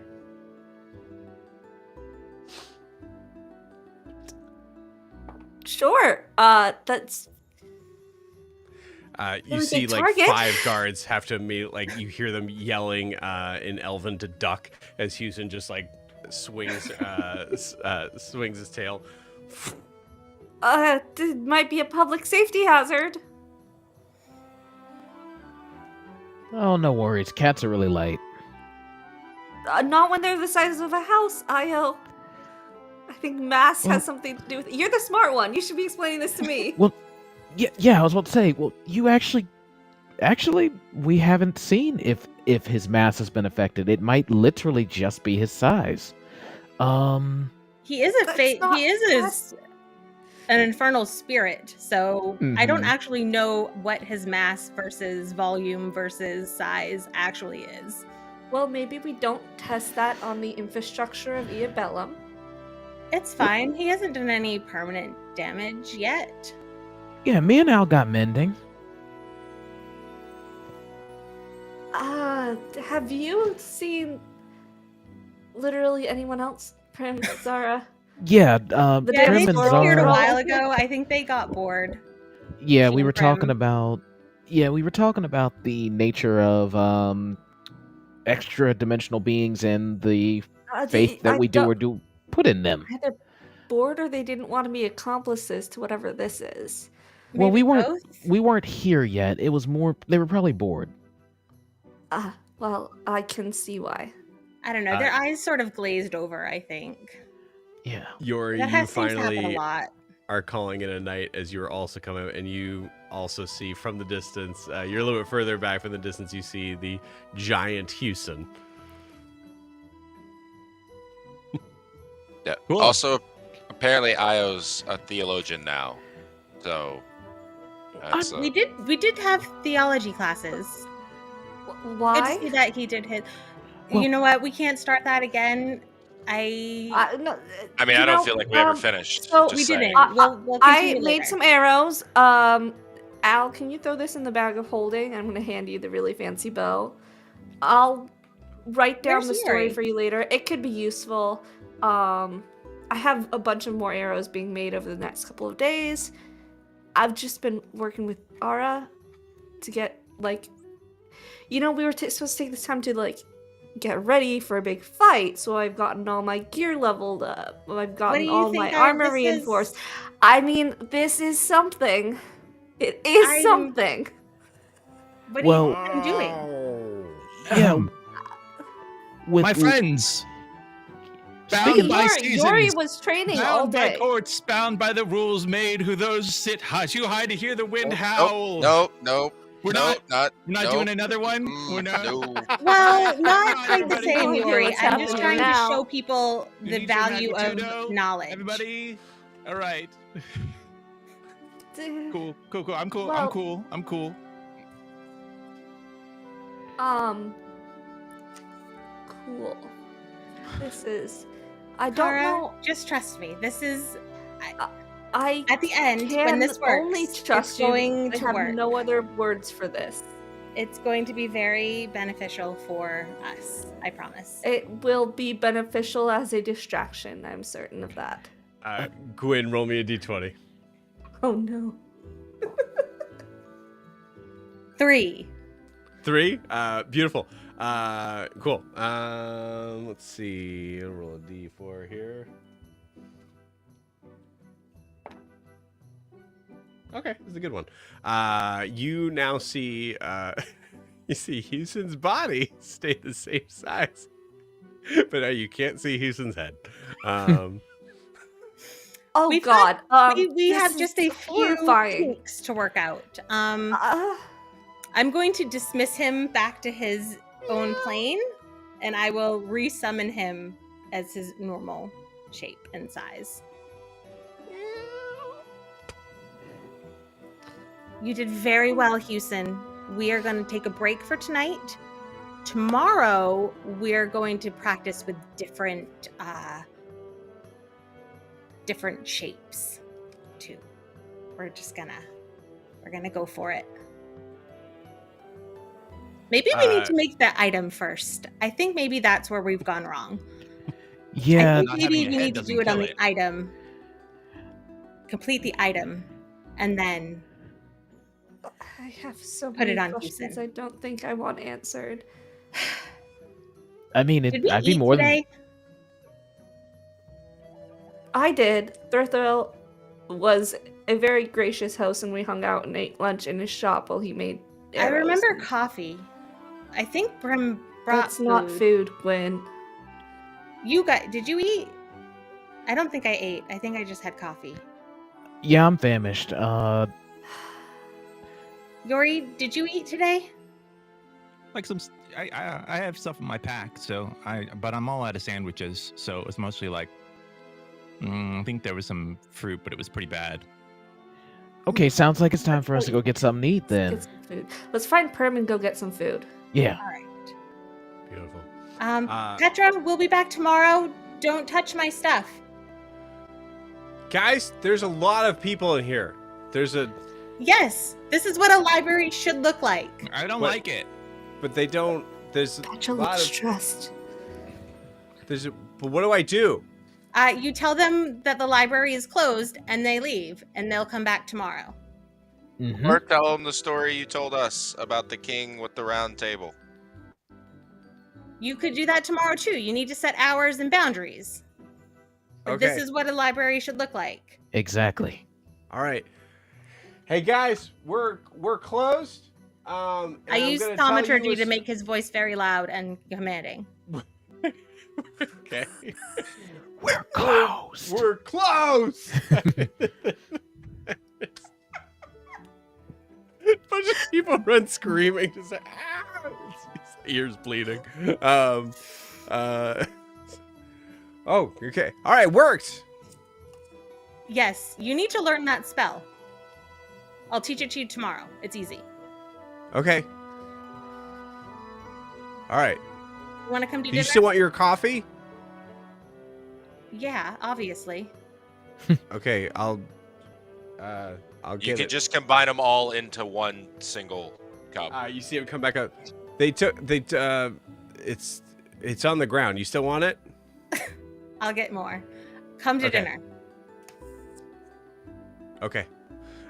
Closes the door. Closes the door. Doesn't So lock much. it. Doesn't lock. Just closes it. Okay, we're good. Can somebody? Oh shit! Prim doesn't have a Can book. Prim just drop invisibility next to Kara because she heard all of the commotion because she was just Sure. upstairs? Yeah, absolutely. Just- Prim, I roll real bad. You've spent most of the day trying to figure out a way to be able to connect, and nothing. Yeah. Just drops invisibility next to Kara. What is going on? I have no idea. There was a giant cat at Houston with big. He lost his head, and now we're going to dinner. Yeah, that sounds about how the conversation was. We're not inciting a riot this time. You No, incited? we are not. What do you It's a mean different this type of time? riot. Did you see It's the state of Dare's Wharf when we left it? I was It's in more of a- jail. Intellectual renaissance, Yori. Let's call it that. Okay. Yeah. There's And- power in knowledge, and these people need knowledge. So we are. No, we're not. We're just. It's an enlightenment. Enlightenment. They can choose what they want to do. That's right. like a Hey, boring revolution. there's a great spot I know over there as just one of the spots her and Amaranthiel had gone to earlier in the week. Cool. Just That's cool. Yeah, you guys want Are to we go gonna out to get eat? food at somewhere? Yeah, We're we all go to going. Or do eat. we want to That go sounds see fun. the spot first? Well, I think the The spot what? is the food. The spot is a food, isn't it? Yeah. Well, Okay. Cool. And you guys end up going out to eat. The Chili's. No, wait. To Chili's. Elf chilies. We got some queso dip. PGI friendlies. TGI fairies. To a place called Lambus Bread. Nice. It's honestly it's relatively chill there. So I'd say you guys just actually have a moment of just straight up bonding. I think. Petra orders the most boring thing there. But yeah, I think for the most part it's relatively uneventful. Like on a scale Um, from 1 to 20, how much bonding would you say we did? Is it like It's a good question. It's a good thing we Go. have a 20. somehow Petra. How do I ordered write it down? How do I toast. quantify it? 15. Oh, Oh, shit. wow. 15 bonding. I 15 kind of like bonding. you guys now. Did you put? That's pretty good. Do I have to roll disadvantage in the idea that Alistair continues on his Just a negative modifier. Yeah, I was saying we do not have proficiency in bonding, so there's nothing to add to that. So. We do not have proficiency. It is in plus bonding. 0 for sure. There is no modifier to this. It's specifically because Alistair and It might be Kara are negative. both here at the moment. That we have Yes, a and they negative- equal That there's each other a out. negative modifier. Yeah. Okay. It was that weird spot where everybody sat down except for the two of us, and we ended up having to sit next to each other. Yes, yes. Oh my gosh, I Hey, love it. No, you take that. Okay, yeah. I'm left-handed. You sit first. You look like you need it. Incredible. Cool. And we come to the next day. So we are here Thursday. Primit is a new day. I'm going to allow you to roll that d20 now. I should have probably had you do beforehand. Yori, I'm going to say give me a... I think a lot of the struggle of trying to kind of master this ability with his arm is more on a mastering it is the struggle of it, I think. So I think a Constitution saving throw makes a lot of sense to me. Okay. 16 this time. 16. Okay, nice. Yeah, I was say it's your call on that, but I would say that is it's getting significantly better. There's certain points I'd say you don't have a bloody nose this time, at the end of the day, that sort of thing. Yeah, he's trying things too fast, I think. Trying to do too much with it, but that in a way that works because if you're willing to risk that much, you kind of when you get it faster. Right. Yeah, that makes sense. Cool. And I'd say in that regard, then we'd say if it was lower than that, there's a possibility that you would be suffering exhaustion from it. That would make it harder to be able to get to that. Yeah, fair. So, but 16 is good.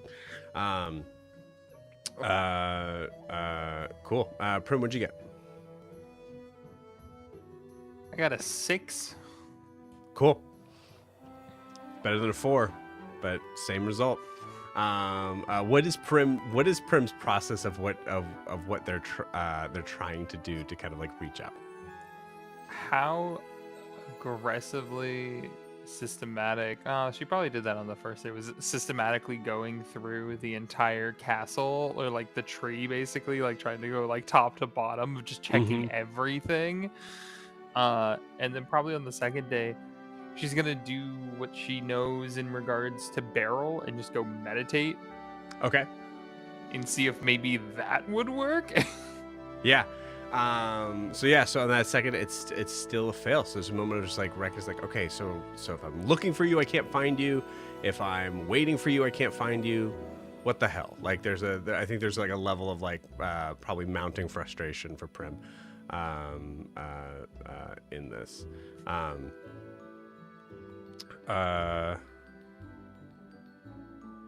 Cool.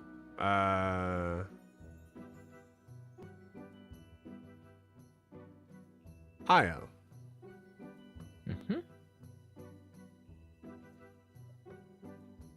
Roll me a religion check. Okie dokie. Oh, where are you? And that is going to be a 15. 15. Okay, cool. With a 15, I think there are certain points where Io, throughout the day, as you're kind of checking in with everybody a little bit, there's moments that you see yesterday and today you saw Prim working hard. And with the 15, connecting to your own, albeit very different sort of relationship that you have with your patron.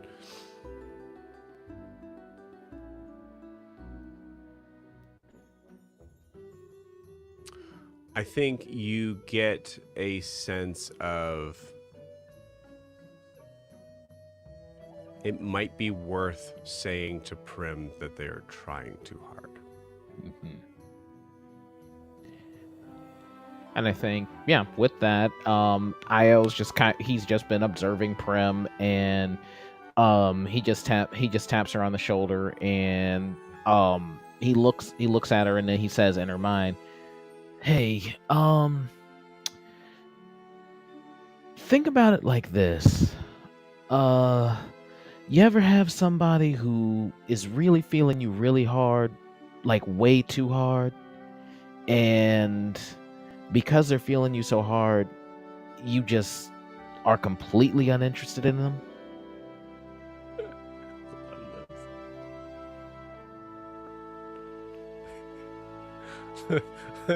Hey, this is yeah, 2 thumbs up. Yeah.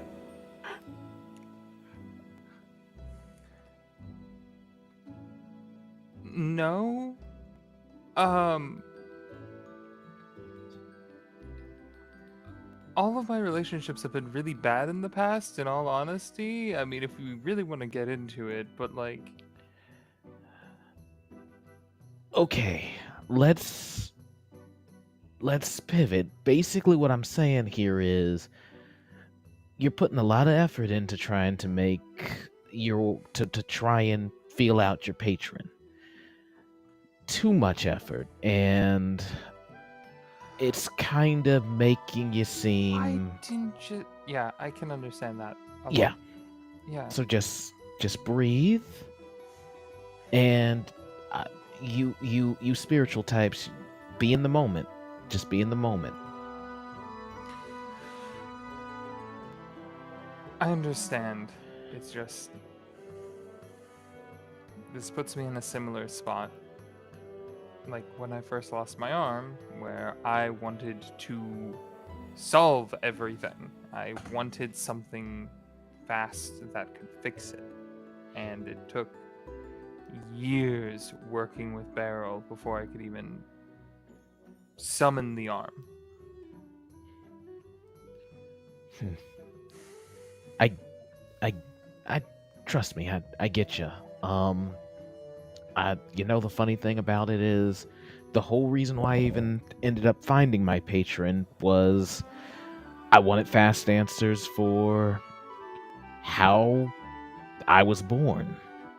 So different from my parents. I thought my patron might have answers, and it turned out that was just a way to get me into my pact. So this is one of those things that's going to require patience, but at least you got a friend in me who's willing to be here and help you grit and bear that patience as you need it.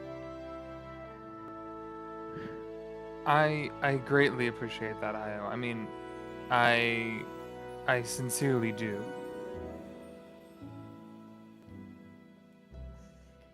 Leaning on those around you is hard when you come from a spot that you leaned on yourself for so long. I get you. I'd get you from a very personal angle. You go thinking that you're by yourself or you're an island, but yeah, no man, woman, individual is an island. We're man, I'm trying to make this philosophical, and I'm already kind of losing it. We're all ships on an ocean just simply crossing by. We stop at shore and sometimes get new things. Yeah. I don't know. It's just... Sorry, I'm going to jump in here. Amaranthine goes, what? You hear that in your head.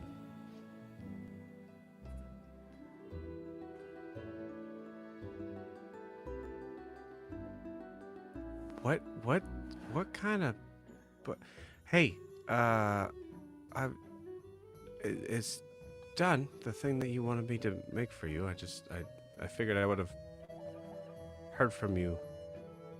It's not that big of a deal. It's ready to go. Yeah. Unless you need to continue passing by in your ship somewhere. No, fuck that. And Prim will stand up and start in the middle of Io talking, just like Prim just stands up. Hey Io, it's been great. I just got called by Amaranthiel, so I'm gonna go handle that. All right. Just keep your wits about you. You got this. Thank you. We should get shit-faced later. Oh, for sure. Beautiful.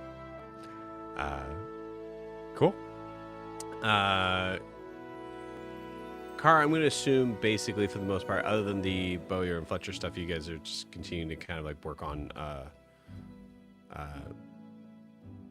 teaching Ara Common, correct?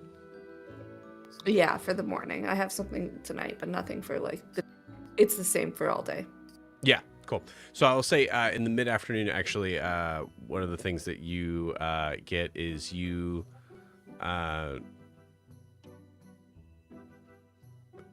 see and hear Mask off in the distance, sort of like just past, like weirdly giving you a large amount of space here as you're like kind of like working with Ara. Actually, I'll say you don't even hear Mask; you just see Mask. And I would say they look like Hadrian.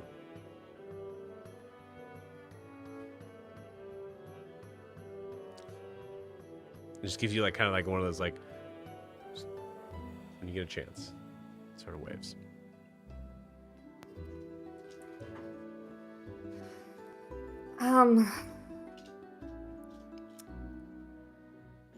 What was Ara working on? Was he working on anything in his workshop too, or were we just sitting and talking? He was. I just rolled really bad for him, so I think he takes another break today. So it is just it's just the language stuff.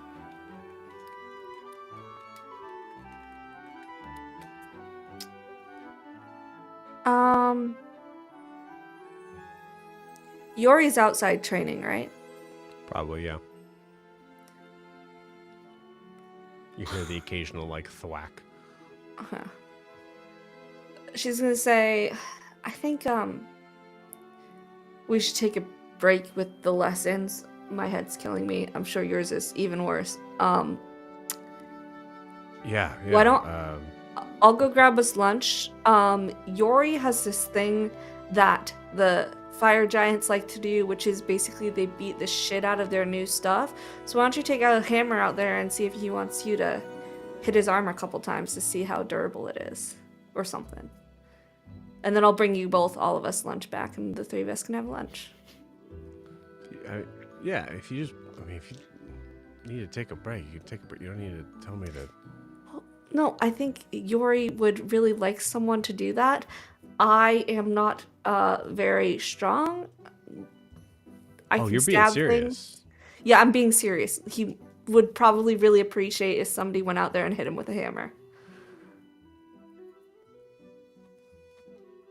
Yeah, all right. Hey, Yori! It takes one, like this very large blacksmith hammer. A few minutes later, I think you hear Yori just kind of just like exclaim, like, "Well, what would you say, Yori? What do we hear in the background?" Ow! What the fuck, Ara?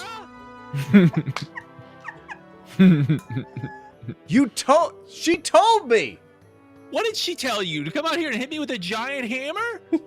Who does that? I'm sorry. That's what. Fuck.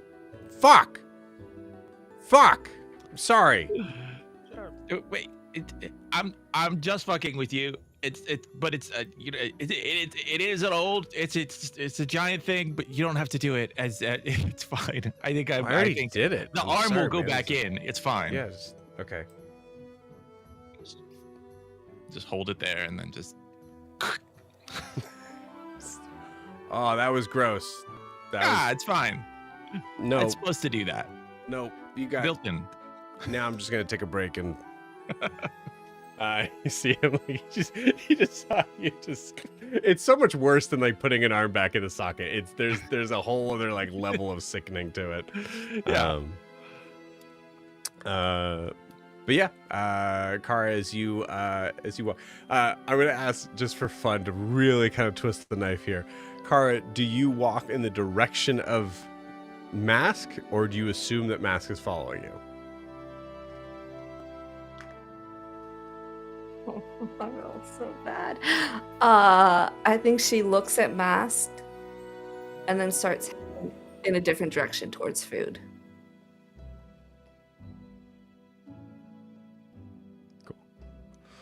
Um, I rolled so bad. yeah, great. Uh, I mean, you assume he's always, somewhat close by, but you do not feel him like following you. He doesn't say anything. I think. Oh, actually, let me roll for it. No.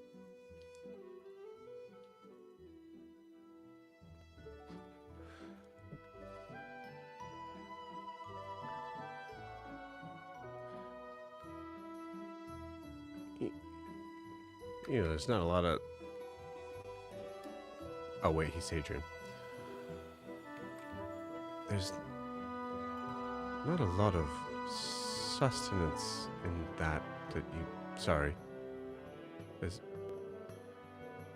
what you were getting? I don't know what I'm getting. I'm just getting something.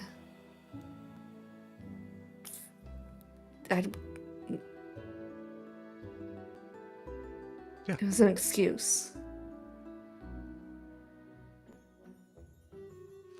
Oh. Right. Okay. Well, I wanted to check in. Would you rather I...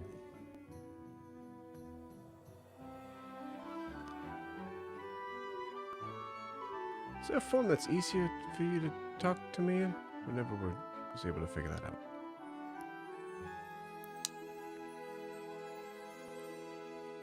I don't know that it makes a difference.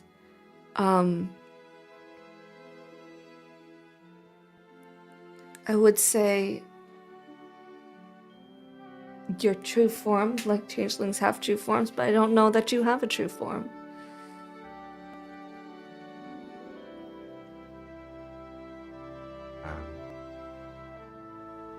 Well, it's a little bit more ethereal than this, but I guess we'll stick with this then. Listen, I'm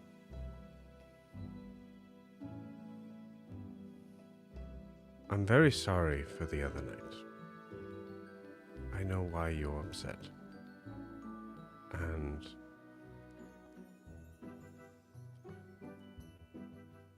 it's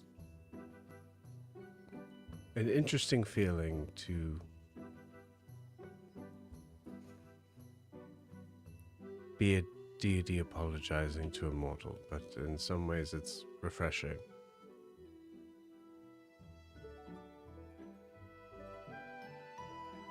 I don't know if this is helping or not. I'm out of my element here, as I've mentioned several times before, and it's rather scary being me here. Feel what? Vulnerable? Helpless to make a difference? Welcome to being mortal. Even if you can't die. Yeah, I guess Can so. you? I don't know. That's a question Alistair would ask. That's not something we need to know. I'd be afraid what he does with that knowledge. Well, then I guess if he's asking, no. Listen. I know you're not as powerful here as you are on the material plane. As you are compared to some of the other beings here, the Archfey, these...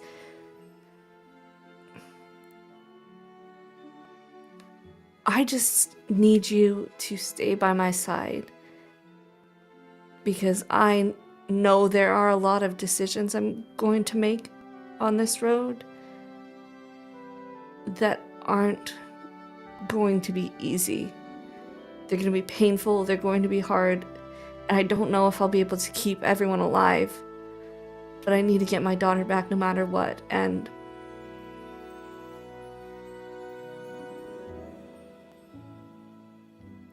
I don't know how many of them will stick through to the end. I just ask that you do.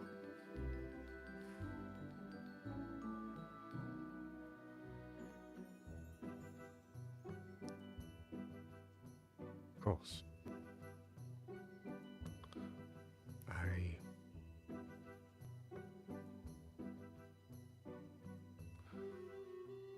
When I chose you,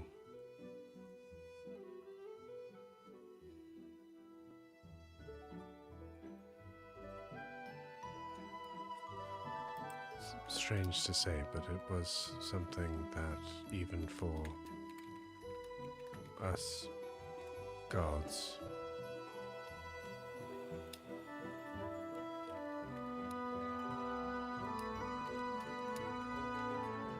it's hard to put a name on it, but if I were to have to, I would call it fate. There's an understanding that there is a piece of the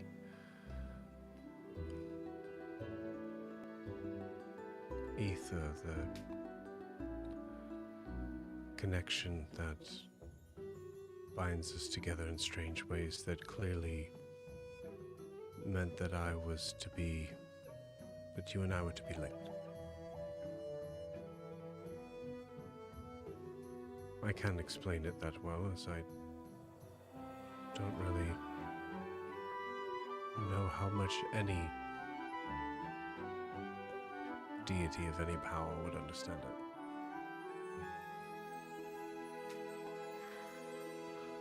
But that linked you to Siobhan.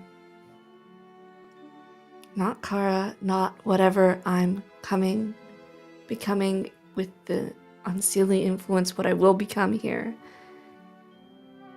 As you made so clear the other night.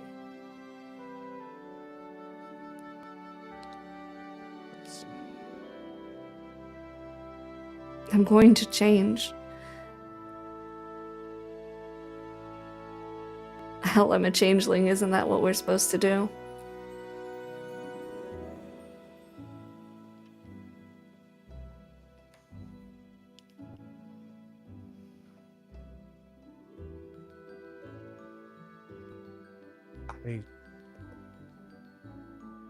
I don't know. I don't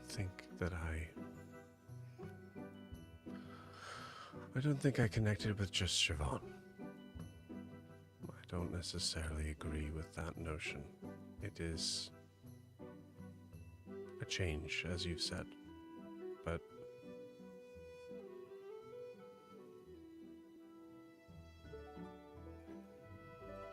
I think we are both learning who we are. And regardless, through and through, until some other force pulls us apart, I will be here. And what if you don't like what I become?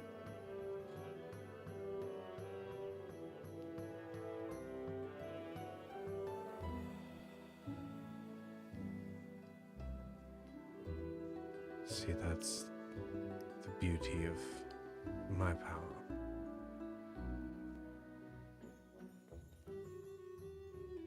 I get to choose what I don't like. But so far, I have no reason to doubt.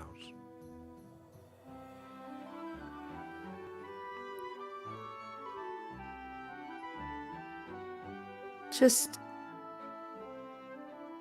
if you can't help, like with Yuri last night, or 2 nights ago,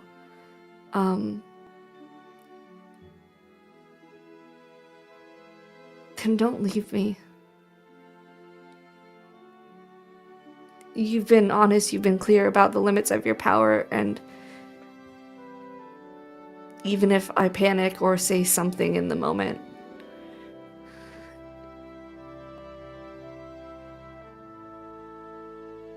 sometimes it's better to just not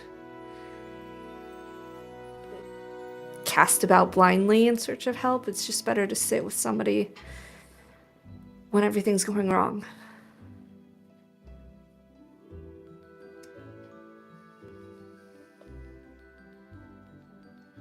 There's a point where, Kara, as you're explaining this, there's certain cases where, well, actually, you tell me, would there be a certain point where you kind of look away, like finishing the end of your sentence and trying to continue down the path you're walking or what have you? Yeah. Mask moves into your view. Never again. I promise. Okay. Thank you. You can call it a covenant if you want. That sounds nice.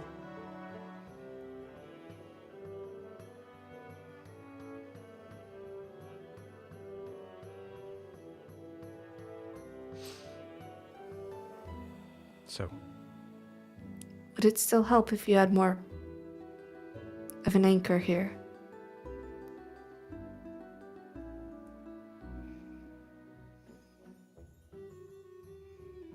I don't know. I haven't fully decided how much I like the Fae. Do you like Ara? I don't know if you could Oh, yes, very much. snatch him, but I know he has other prior commitments. Yes, I've also noticed that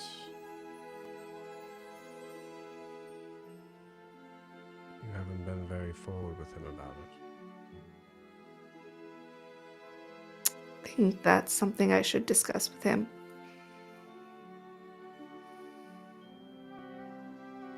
In your time.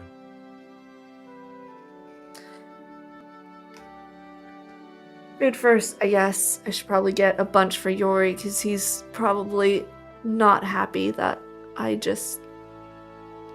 It's fine. We need to get a lot of food for the kid. Kara, Yes. I understand that your connections to your friendships are at times fragile.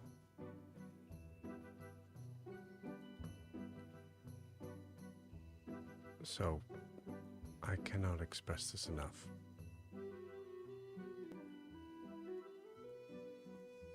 When I mentioned my insight on how you're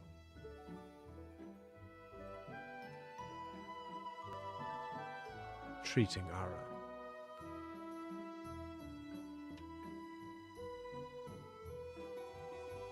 they're just insights. Take your time. Okay.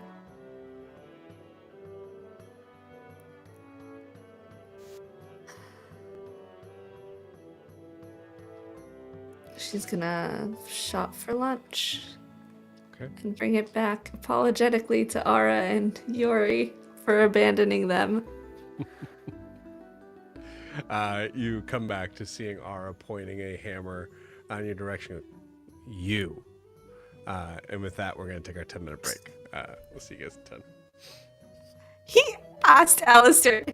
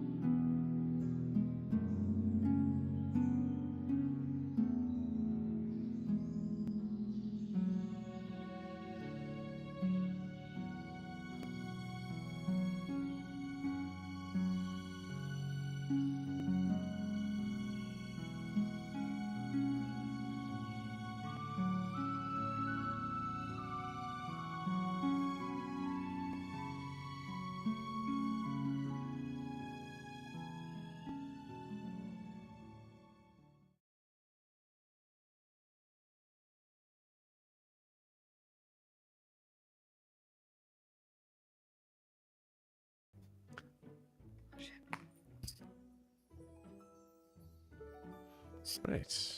So, meanwhile,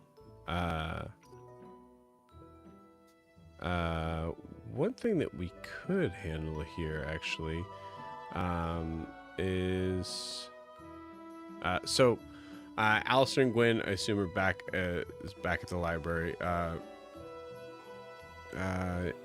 I would let's do this. Okay, cool. There is a significant more amount of people that are here that are perusing the shelves a little bit more. The library card sort of like system thing, I don't think is something that Petra really like connects with or thinks like is an onboard thing. So I'd say it's really up to Gwen if she wants to spend effort or time on that. But Io and Alistair, you guys are kind of like watching as Gwen is like deep in sort of the study conversation, and yeah, I think Io, it occurs to you that discussion on the rods is something that you haven't had with Alistair in a while.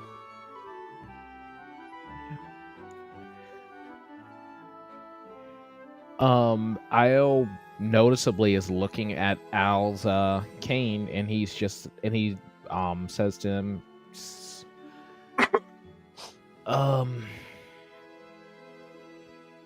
as I've said before, things have been so wild. Your burden there, how are you, what are your thoughts on it now?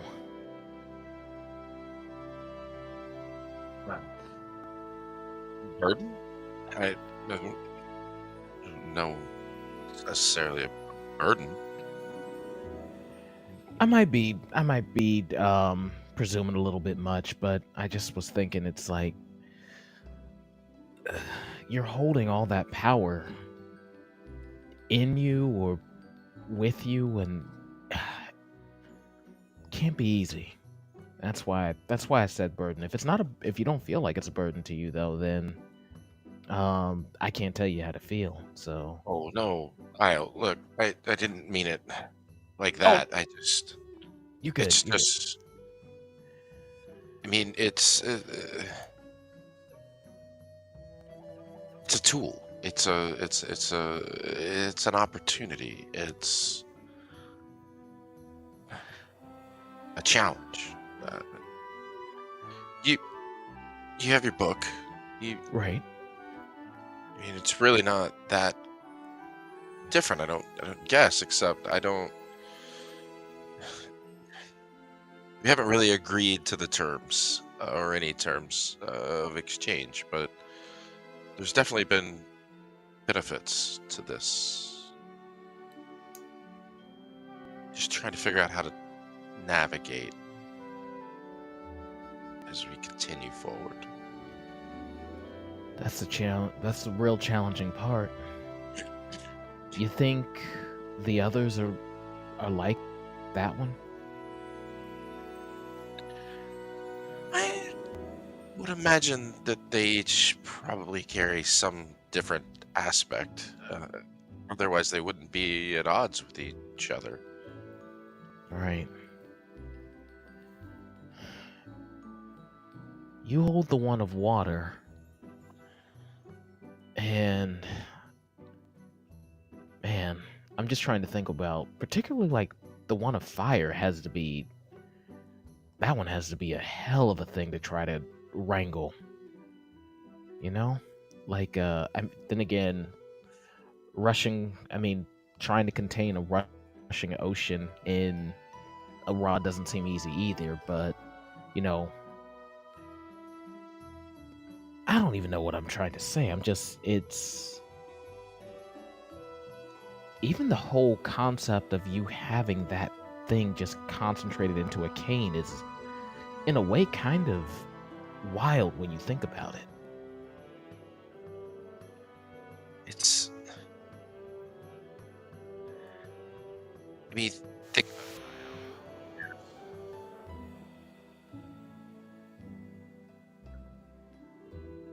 The same magic that bends time and space, and the iron in your veins, all of it is the same. It all comes from the same place. It was all born from the chaos of creation.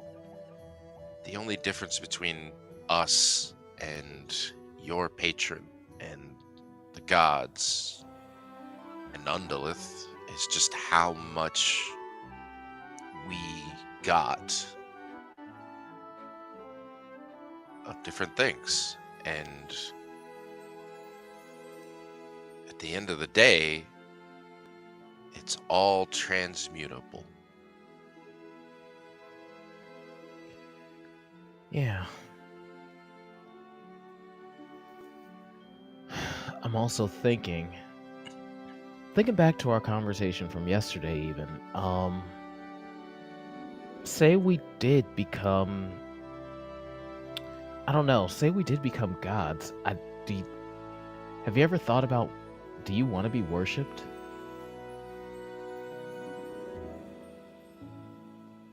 I personally think that the whole worship part is just more of the transfer of power.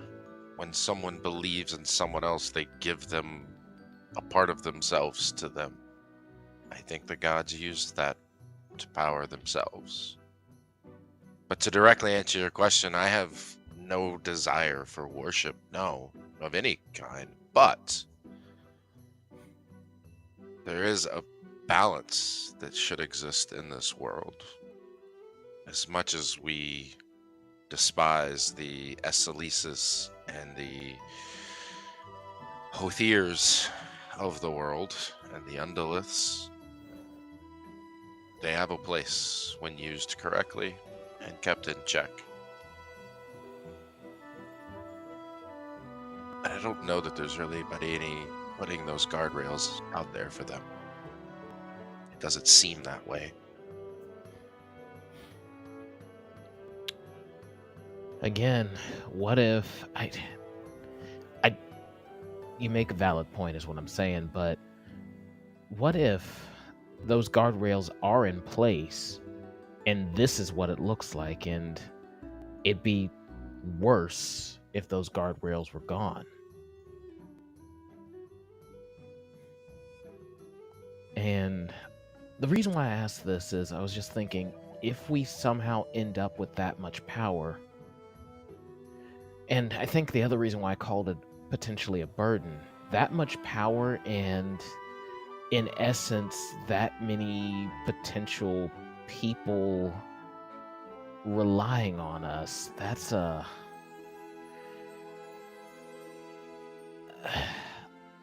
I don't know, I think about myself, I'm like, would I even want to have that kind of responsibility? Io, can I be frank with you? Yeah, you always are.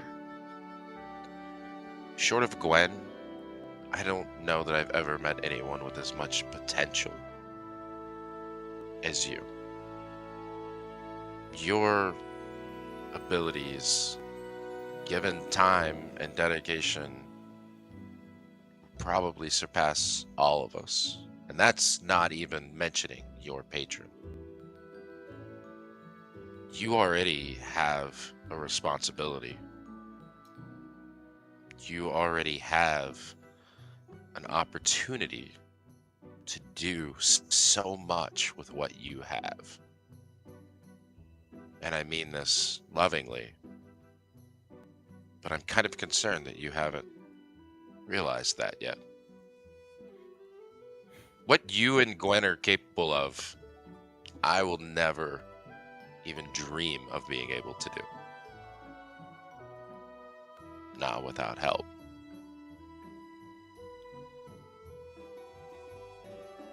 I think you sell yourself short. You are one of the most brilliant minds I've had the pleasure of knowing.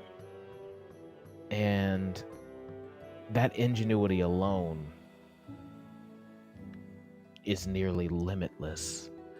But I guess to your point, it's not necessarily that No, I'm definitely exploring my own power more. It's just again the once we hit that threshold, it's the concern of are we going to do the right things with it? I'm sure we're going to think we're doing the right thing. I'm just thinking once all the dice fall, will it have actually, are we going to be on the right side of history?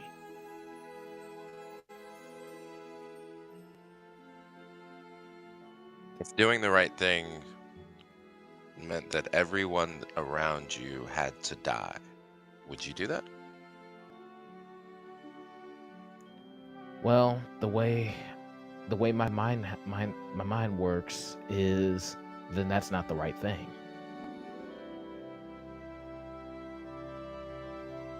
Maybe you aren't ready for that kind of power.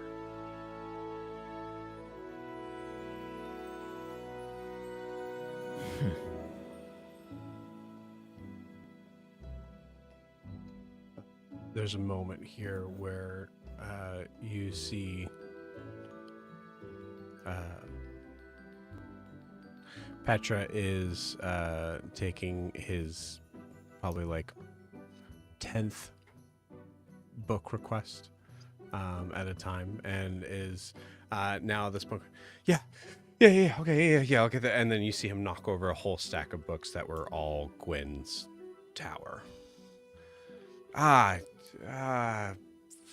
Fiddlesticks. I'm sorry, Gwen.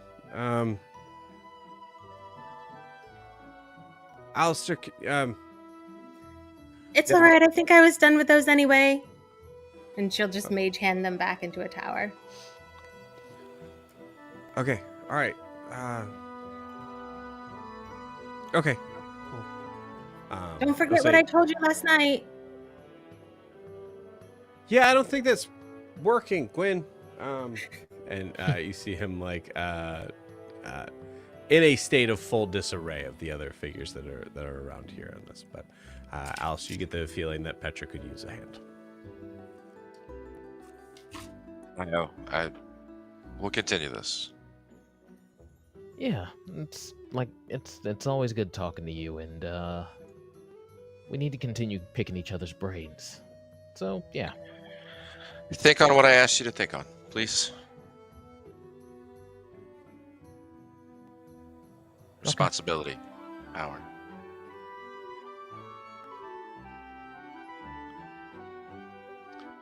The right you thing. You hear a flop, flop, flop.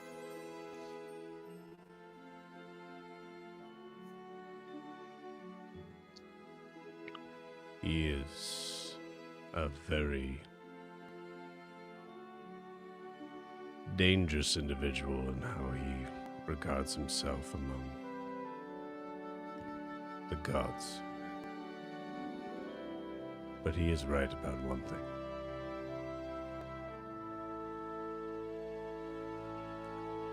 You have an enormous pool of untapped potential. Well, hope you'll continue being my guide into realizing that potential, Callisto.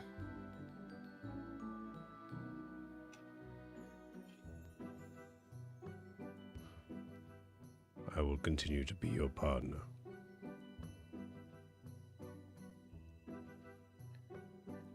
Wouldn't want it any other way.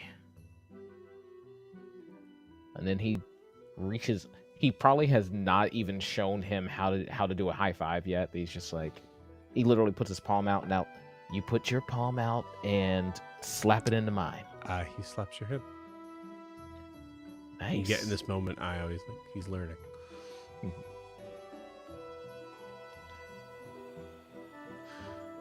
A significant lack of water in this plane of existence. I'm not a big fan of it. You see it flop, flop, flop, flop away. We can go for. I mean, if you want, we can go by the fountain, and you can take a little swim.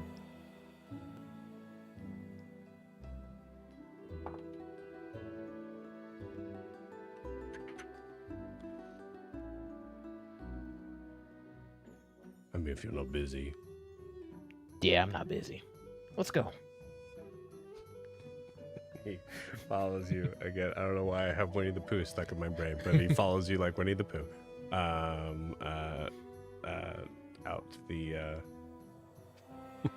at the library. Cool. One more thing. I think as Yes.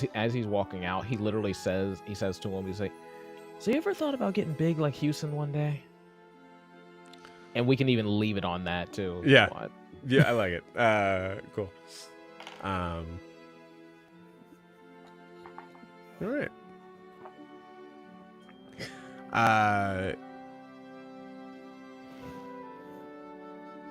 Prim, you get to Amaranthiel's.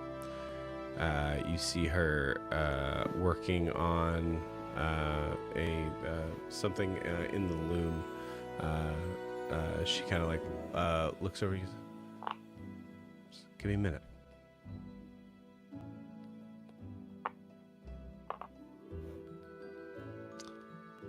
She finishes what she was working on. All right. I think she lost audio. Oh. There we go. Sorry. Perfect. All right. Well, I didn't change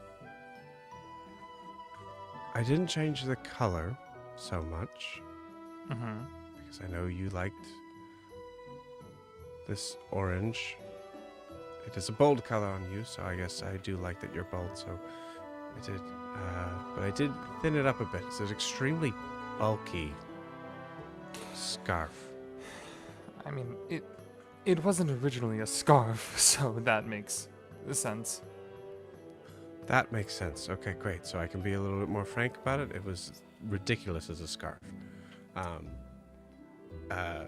And you see, she places it in front of you, and you see it looks pretty much the same. It's just thinner. You notice there's probably like some like little like kind of like embroidered like sort of like gold beads around the top and the bottom, but it looks like she just like thinned it out. Nice. And then she brings out the rest of it. As she has made a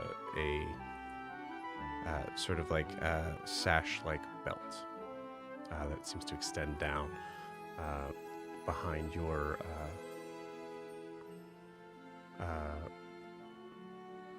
legs as she kind of like wraps it around you. Oh. This is... Yeah, that works. So if you're gonna wear the bold color, it just makes sense to wear it Yeah. here, having some uniformity. How was Seda? I know she came in a bit of a tizzy last time. She's fine. That's good. That's good to hear. I also, considering your recent connection, figured you needed a little bit of a boost in your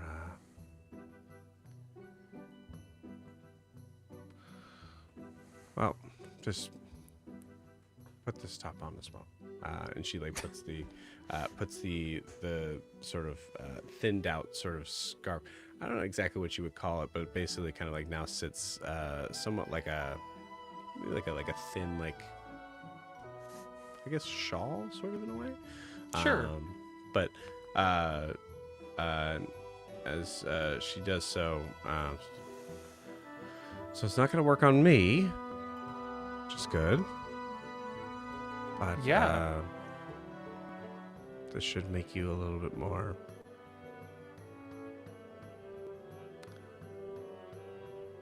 make people be a little bit more subjective to answering to your whimsy. Oh. Oh. Thank you. I think that'll be a huge help in whatever we're dealing with next. Of course, now that you understand your influence, you'll use it responsibly, of course. Yeah. One of my friends recommended orange juice.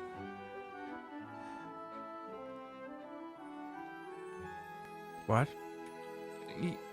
I kid you not. Io was recommending using orange juice as a way to handle the hotness.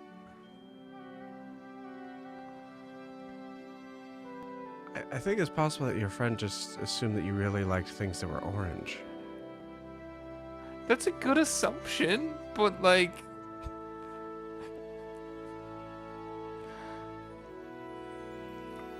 I think I've spent the last 2 days trying to find Esselise just to have a conversation with her to figure out what all is going on. And less people have been calling me attractive, so I think I figured out how to turn it off in somewhere in that manner. Well, people are stupid. Aww. All right. Look.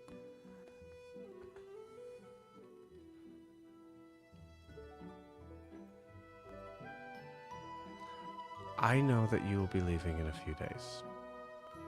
So I think it's very important to call this what it is. And to recognize that boundary. But I want you to know that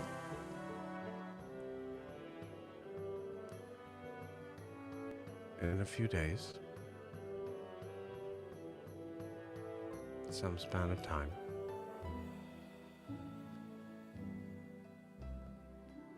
I will miss you.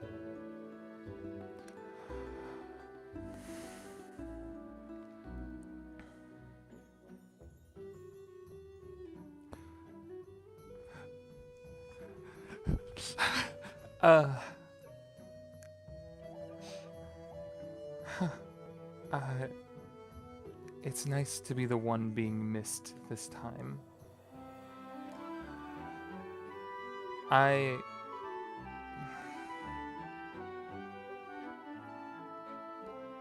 know that we discussed it as kind of a in the moment. We're two people enjoying a good time. But I will miss your warmth.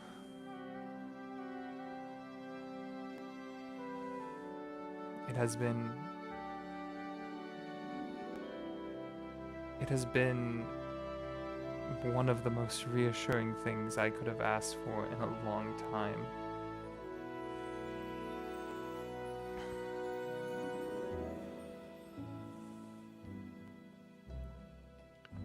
Me as well.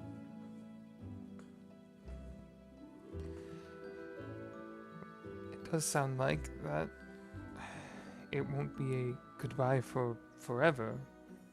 We'll be back.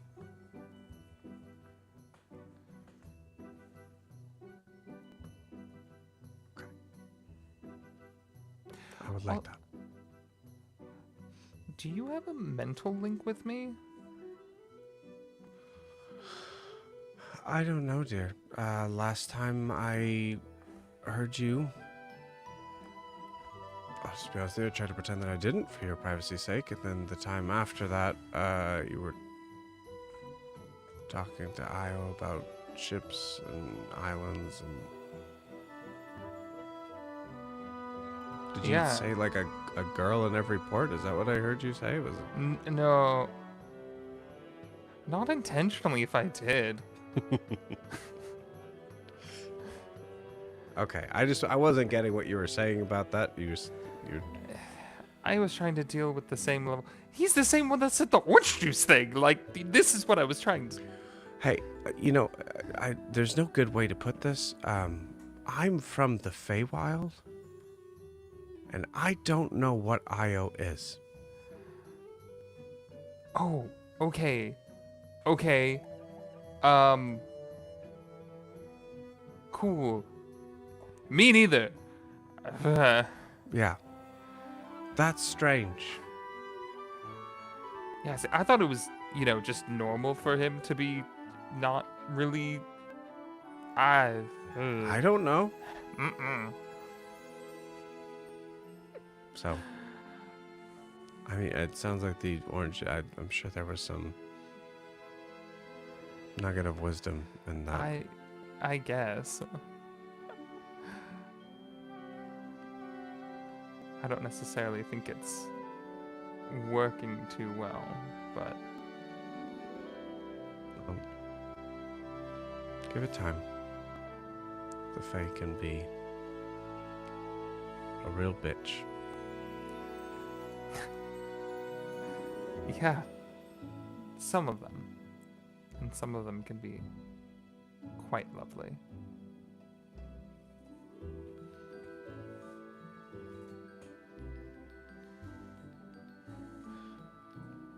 I do have to get back to work.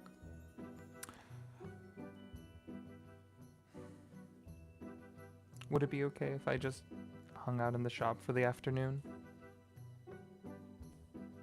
I like that.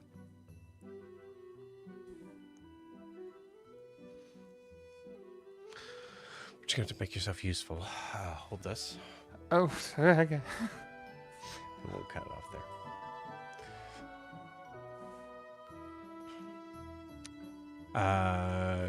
Quinn, working on anything new?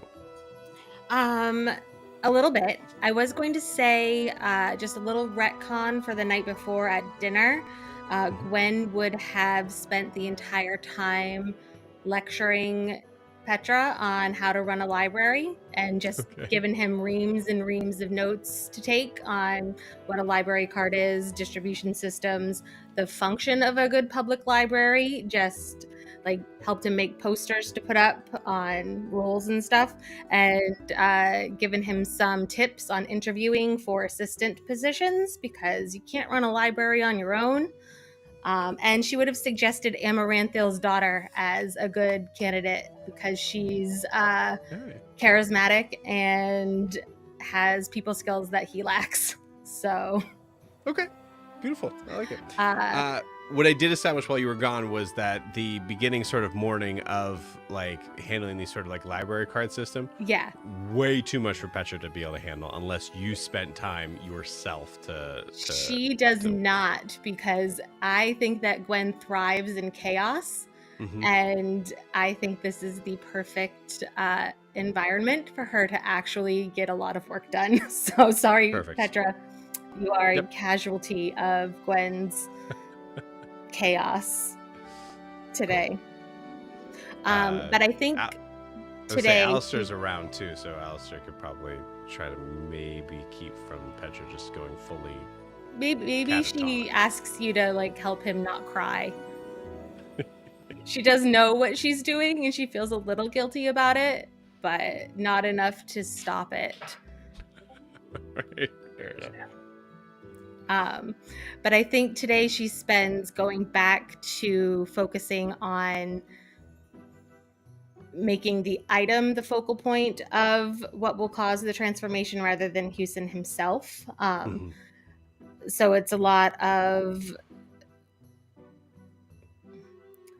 I think she finds in her trunk like an old cat collar from somewhere, and starts like inscribing different runes or sigils or whatever we want to call them for magical purposes, and just starts experimenting with different combinations of things that she then tries out at different parts of the day. But I think each round of experiments takes like a couple of hours each time because she keeps trying different combinations of things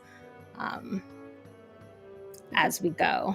And I think she probably starts, I don't know how to say this, using her own magical energies to power it up, like spell slots without actually being conscious of casting spells into it, just like using energies to sort of like Magic energy, yeah. make it work. Cool. Give me a we'll call this equivalent of a spell attack. Actually, I'm sorry. No. For what I'm looking for, give me an Arcana check. Okay. I'm going to use my inspiration. That's much better. What's 18 plus 8? 26? 26. Nice. Yeah. Cool. The 26. You are a day early. You actually feel pretty confident. You have not tested it out yet. You feel pretty confident that you have it ready to go. Cool.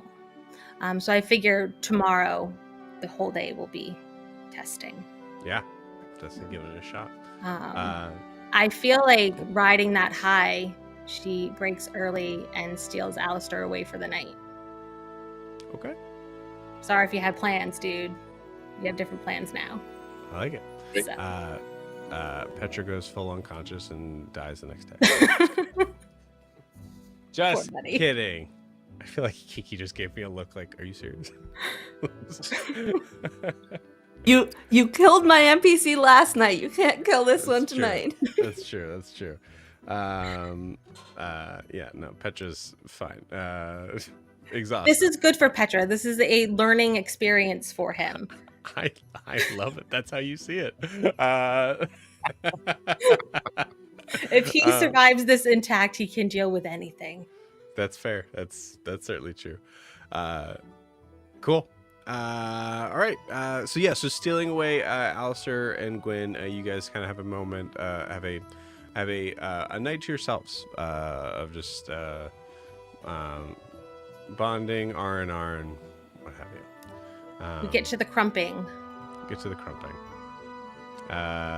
Beautiful. Cool. I think with that, because it was still Thursday, right? So yeah, so I think with that, that puts pretty much Thursday in the books. We are now to Friday, and the next day, Prim, I'd like you to roll me a d20. I'm going to say you can now roll with advantage, given the moments that you've had to spend in focusing more on yourself and not on yourself. You know what I mean.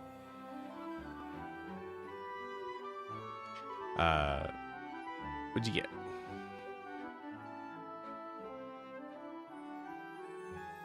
You're muted on EV Mix.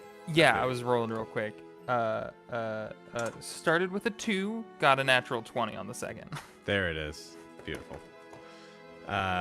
Cool. We'll handle that in a second. That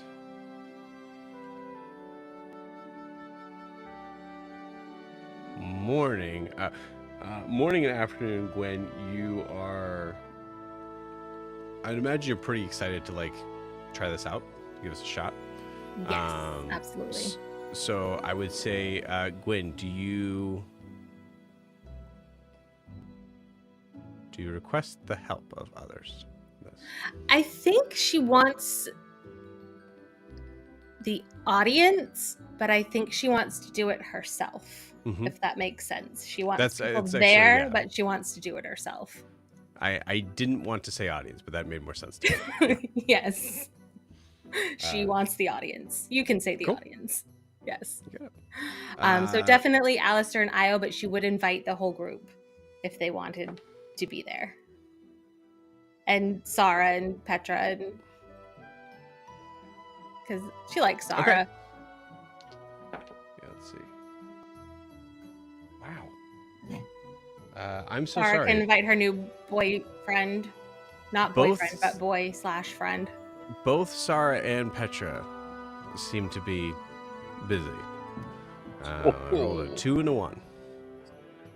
That is fine. She doesn't blame Petra. She's caused a lot of issues for him this week. Ara is good to go. Cool. And I will say if Kara does invite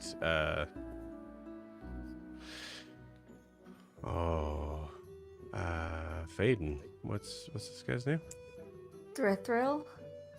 Thrithrill, yes.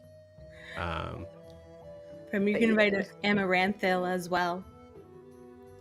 Yeah. If you So want. Kara rolls up with Aura and Thrithrill on either side of her. And Ryan just Prim gives you rolls like up a with just nice. Amaranthiel Yeah. from Amaranthiel's shop. Cool. Yeah, I think when you show up with you see Thrithrill.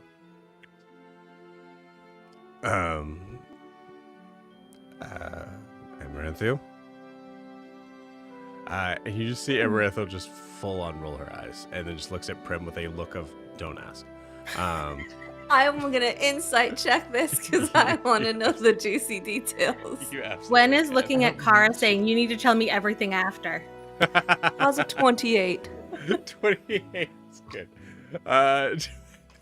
28 so good. Did they bubble jump? What's the first person you want to insight check? We'll say. We'll carry the to both, but like, what's the Thrithrill. Thrithrill? Thrithrill thinks that this is awkward. Some sort of like well, I mean, if you're gonna bring, this other person is sort of like trying to make me jealous or whatever. That's what you get from Thrithrill. From Amaranthiel. You get a clear sort of vision of like, dude, I don't know what you think you see in whatever this is, but there's nothing here. Like, it's a very one-sided sort of moment of just like Thrithrill just not getting it at all. Oh, he thinks he's hot shit. Yeah. Well, I think it's more of like he thinks that there's something there, and Amaranthiel's like, There's nothing here. Yeah. Prim, there's nothing there. arm around hip, pulls in just Yeah. a little bit. Prim, you hear a whisper. Actually, we'll say the mind link for some reason still like sort of like fizzling Yeah, and because I don't connected. know what the hell's going on with that, but sure. Yeah, Amaranthiel goes, we went on one date, and it did not go well. Oh God, what is this poor man gonna think after Kara spent a whole day talking to him in his shop? Yeah, you get it now. Yeah, you got it. It's like she's in love with me. That's my future wife right there. Yep. It's very much Okay, that. also, what is he going to think? Because Gwen has just been staring at him and like with interest because she sees like the byplay now too. So like incredible. I love it. Yeah. Just kind of like it's. So now he Oh. definitely thinks he's hot shit. Yeah. Oh yeah. Absolutely. Yeah. There's some difficulty of being a conventionally attractive Eladrin. You can think that the entire world thinks you're attractive. Oh yeah, difficulty. Kara takes this time to test out Ara's language skills and talk shit about Thrithrill in Okay. a fun, playful manner. Oh, God damn it! I love that. That's so good. I will roll a performance check with advantage. That's a nat 20. Let's go. Beautiful. As Ara just fully explains to you, I have tried to convince him that the whole world is not in love with him, but it seems like for as long as we've known each other, that's all he seems to think. And yeah, I'm over it. I can't stand it anymore, and it's fine. He'll think what he wants. Don't go anywhere alone with him. Just like, it's fine. I'm sure you can handle yourself. It's gonna be more annoying. I don't plan on being alone with that man ever, but he makes good arrows. Yeah, and he's harmless. He's just Noah's kind. yeah. Anyways, what's going on here? I don't know, but he seems don't adequate. know. Kara, I'm Kara. Gwen.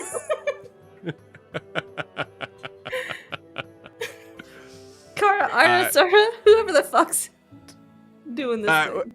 I think it's safe to assume like everybody's here. Like Yori, Io, you guys here? Cool. All right. I don't think Gwen really says much. I think she just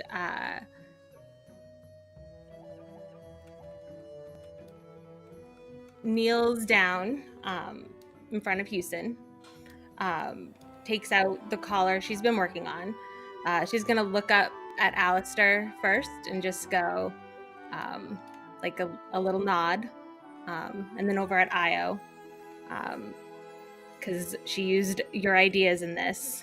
And as the final little burst, I think, you see the quill that she always has sort of light up. And along with it, her eyes, which have been black for a little while now, sort of burn red again. And the little tiny ember that's always been in the quill sort of lights up to match. And in the collar, you see, as she snaps it into place around Houston's neck, just sort of the same answering sort of glow as she whispers the final incantations that she's worked out. And the collar glows brightly, and then Houston enlarges to the size of a griffin, I guess. I don't know, giant horse-sized cat, and Yeah. large enough to carry 2 people. Yeah. With his wings out, the 2 tails swishing, and the collar glowing brightly around his neck. And I think for Alistair, because you see the magic, you can see that there's always been that connection between Gwen and Houston, but it's stronger now, and you sort of see it cyclical a little bit, and Houston even seems a little bit sturdier than he typically is, like a lot like that. sturdier. I think you also see like Houston, like there's an extension, like we kind of like give that idea of like the like griffin sort of thing, which is not really what happens here, but it is like there's the like the small little kitty cat kind of becomes more of like there's more like maybe like mountain lion sort of like features in the face, and like Yeah. everything kind of just becomes a little more elongated and more for lack of a better word, like a little more noble looking. Yeah.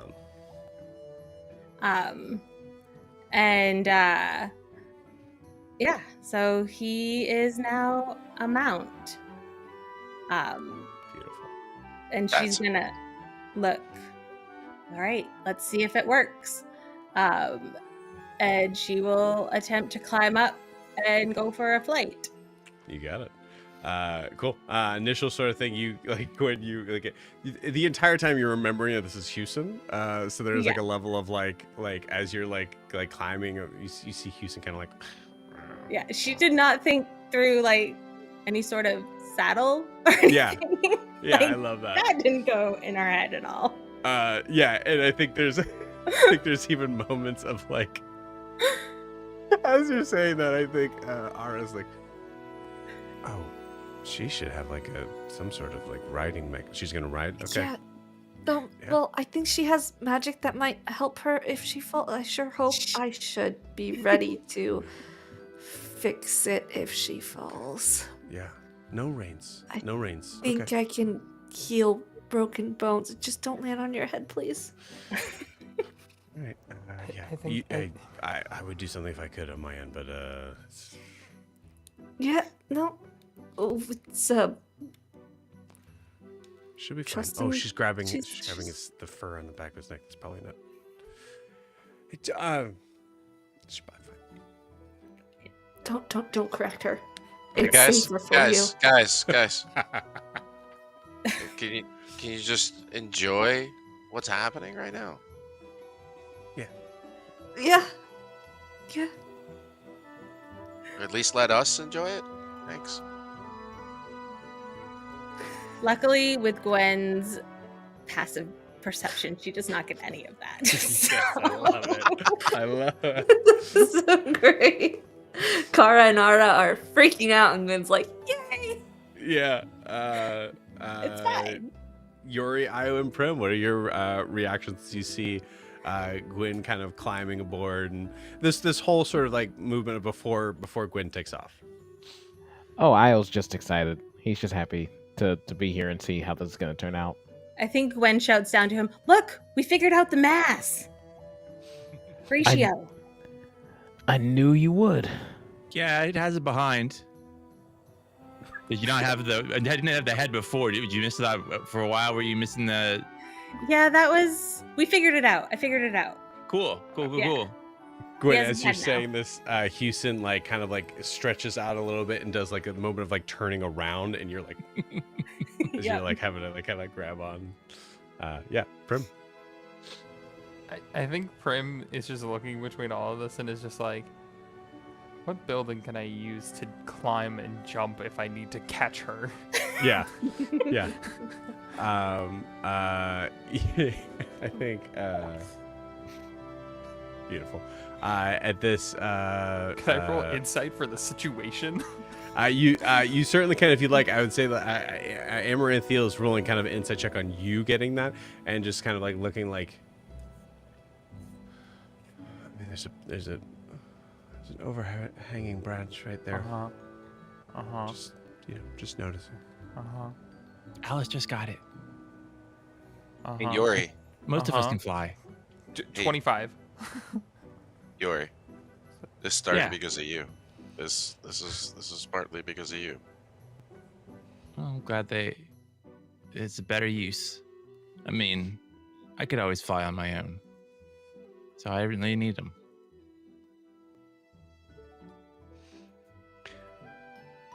Gwen, give me an animal handling check. Yeah.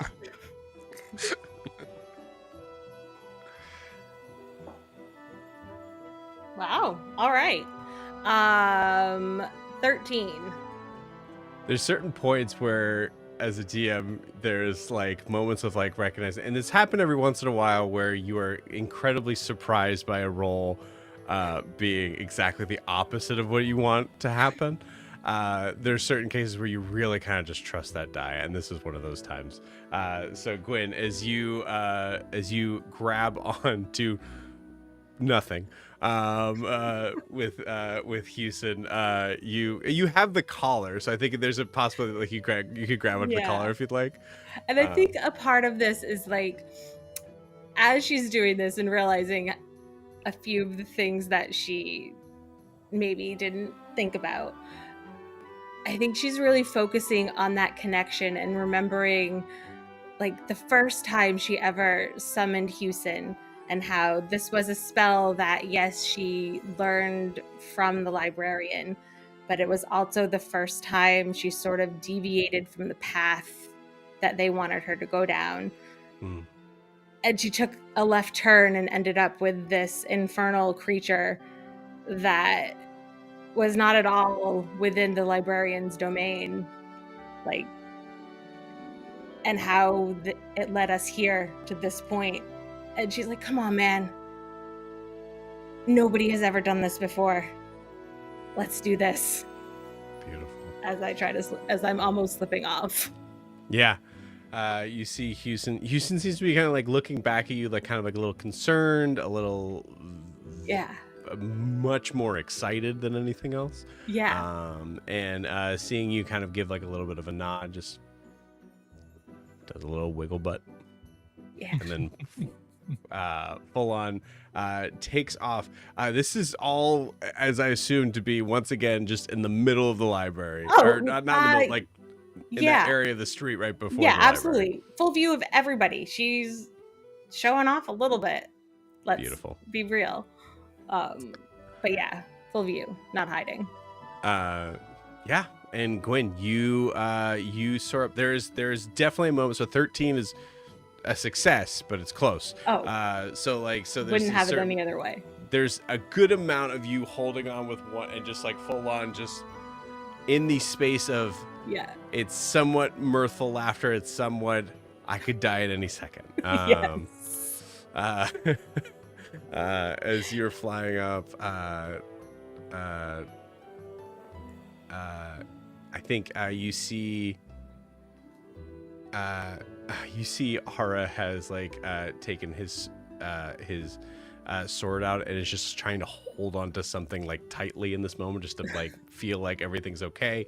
But in this moment, His emotional support sword. yeah, his As- emotional support sword. As we fly around, is the Archduke anywhere looking out at this? So that's why I think Sarah wasn't there. So I think as you're like kind of like soaring above, you actually see Sarah and her brother, the Archduke, in conversation, where you see there are several guards behind the Archduke and they were facing the like stairway. You get a feeling that they're possibly going to like put a stop to this, and Sarah is just full on distraction mode. For some reason, Sarah knew what was going on, most likely from the cards from the night before, seeing them, and is literally just kind of keeping just long enough that as you're soaring above, you see both of them look up and you see Sarah just has a big smile on her face. Amazing. I wave at Sarah. Beautiful. She waves back. Flip off the Archduke. Archduke fully doesn't understand what flipping off means. No. Just Took a calculated risk. Yeah. I use. I will say as you fly around, Gwyn, give me a perception check. Yeah, that's more like it. 4. Beautiful. You are flying around on the back of a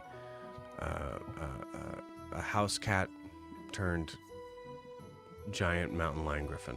And it's the first time experiencing that, and it's Just most imagine exhilarating. when we do this when he's a spider. Yeah, yeah. Most exhilarating thing ever, but also very terrifying. You see trees and green and brown, but everything just becomes a little bit of a blur as you're just trying to kind of like hold on.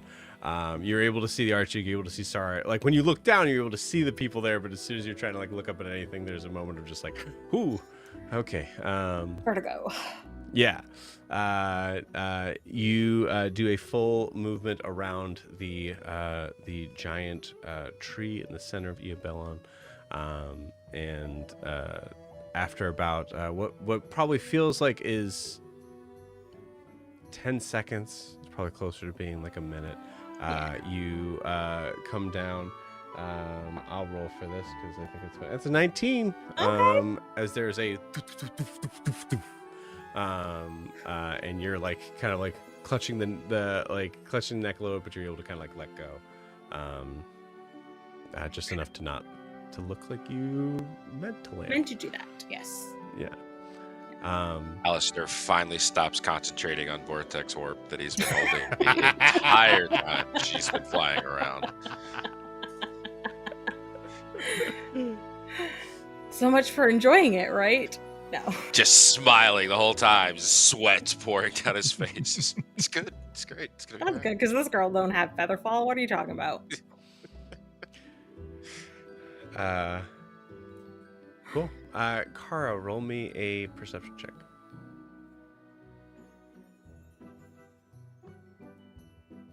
What was my perception? 18. 18. Yes. Okay. You hear Ara go, yeah, okay, I know.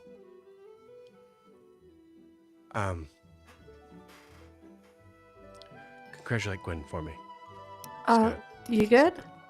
Yeah, I just gotta handle something real quick. Do you want company?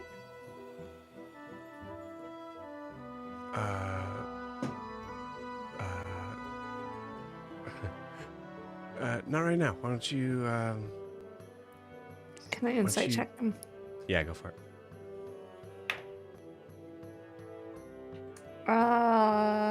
24. 24. He's good. in regards to the idea of like, you notice that there is he's in a lot of cases, Ara is not the most necessarily confident person, but in this moment he almost convinces you that he's like legitimately fine.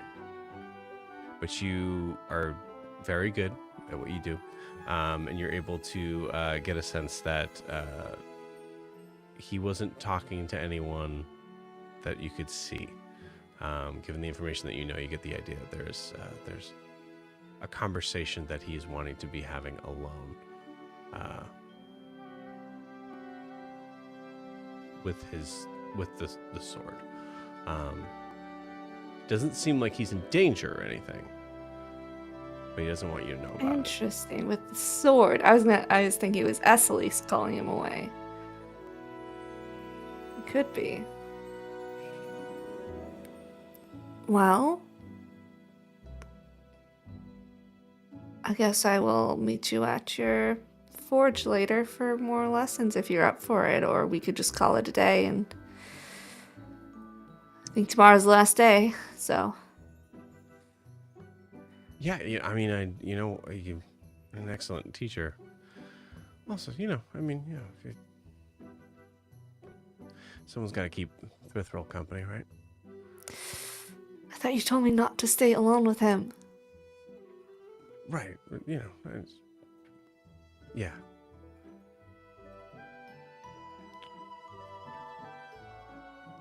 Or do, I'm not, whatever. And you see him just kind of like either way, I'll be by the forge. Just this isn't going to take very long, but honestly, it's totally fine either way. I'll see you at least tomorrow. All right. And he walks off. Prim.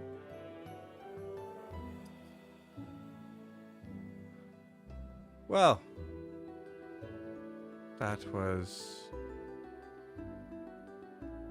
I guess, impressive. You hear this message in your head. Just responds mentally. What a girl can do with some time.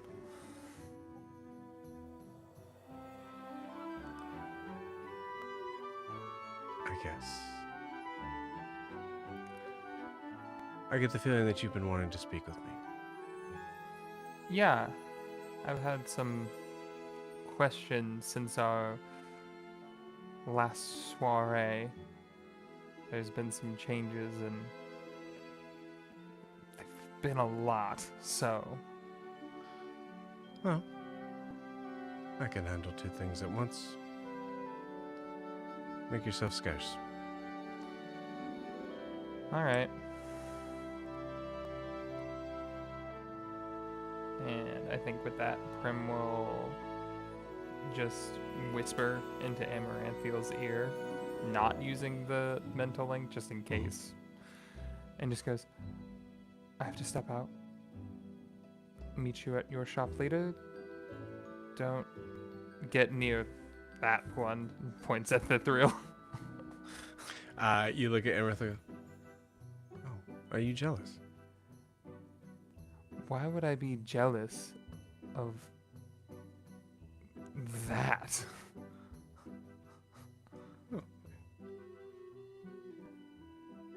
I already have you. It's not as much of a jealousy issue. Fine. Yeah. Kisses her on the cheek and then casts invisibility as she walks behind her. And Beautiful. Cool.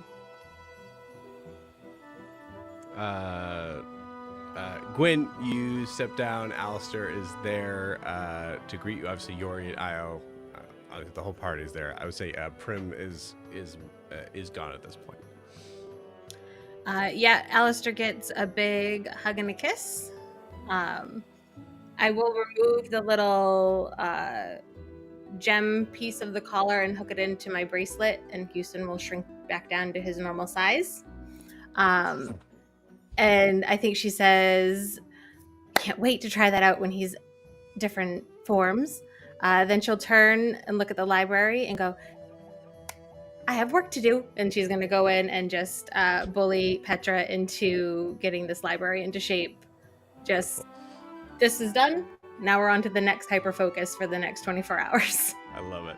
Alistair, as you're watching Gwen kind of like run off, you actually see Houston kind of like move up to you and like also like shoulders a little slope down. You did really good out there, so I guess I'm proud of you too.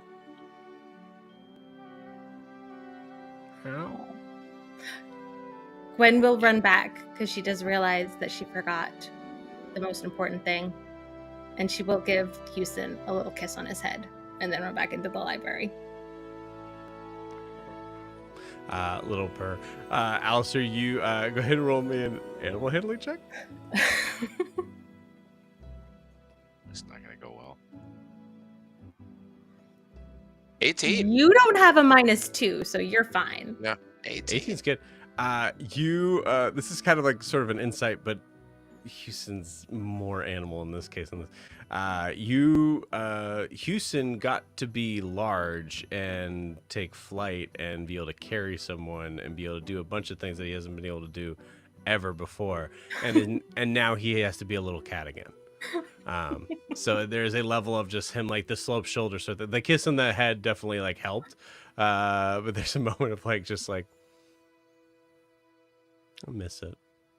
I mean, hey, she gave you a kiss, so. You got one too. Yeah. Good. Pass in large on Houston.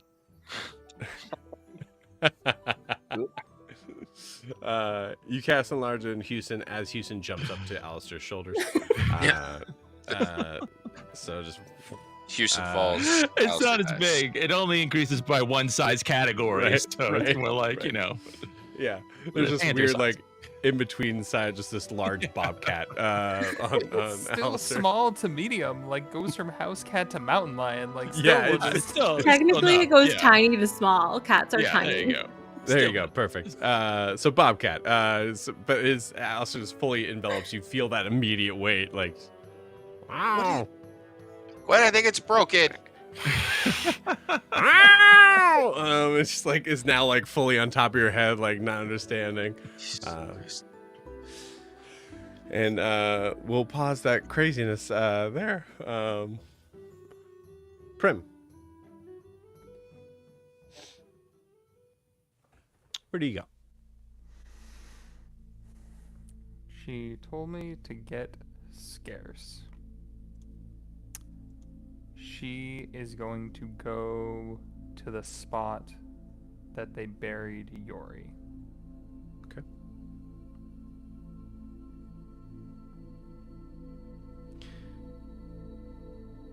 As you're there, you see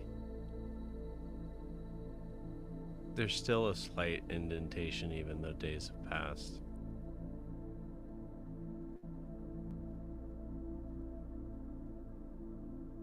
Of the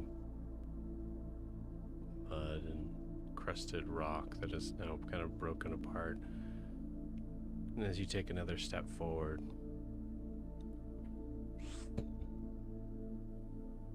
you are back in the forest.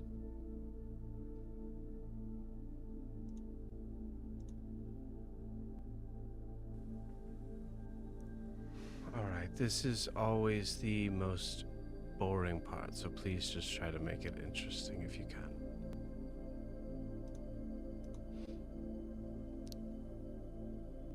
What?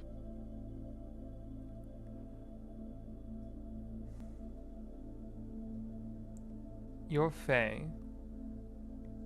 What are the specifics on the deal? I said eyes and ears, which I realized later was probably poorly spoken, so... Well, I could have made it worse. I assume that you recognize that you still have your eyes and ears. That is fair, and that's why I'm simply asking for some clarity.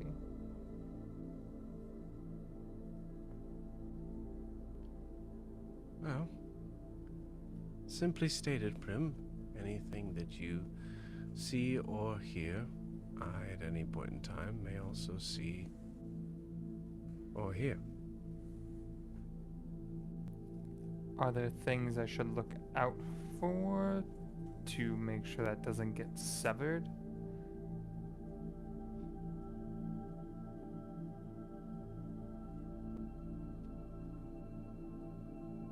I am big enough to recognize that there are forces in this tapestry of existence that could possibly disconnect that, but I sincerely doubt it be anything of your doing. I'm not worried about me doing it. I'm worried about my friends doing it. Any friend in particular?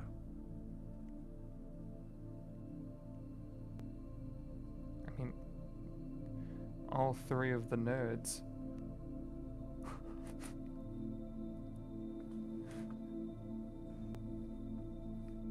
I'm just concerned with one of them for the moment. If it's the one I think about, if I'm thinking about, I trust him fully. Of course you do. You're mortal.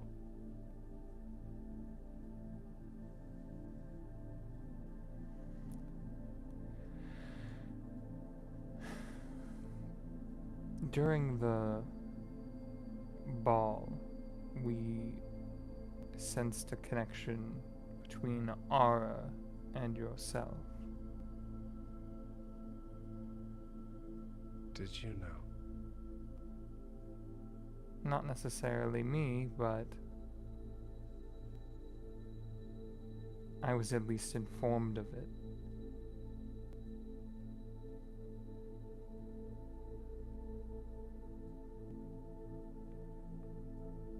Tread carefully, Prim. What are you asking? Should I avoid bringing you up and keep that hidden?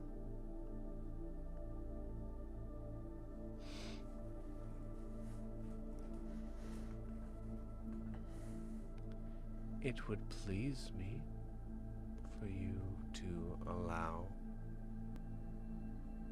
Aura to continue to think what he thinks. Can do.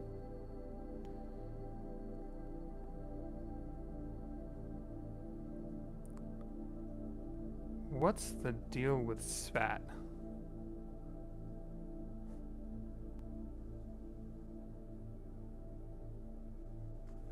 Assume you're referring to my friend. Yes. The little purple lad.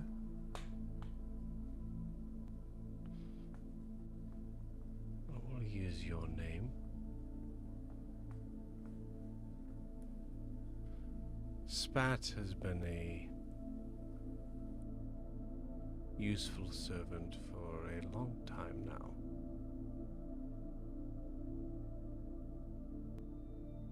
But I've always imagined that they were bored with the tasks that I gave them. I considered presenting Spat to Ara, but it seemed bring up too many questions. So when you came along, it seemed a match made in heaven, as I believe you would say.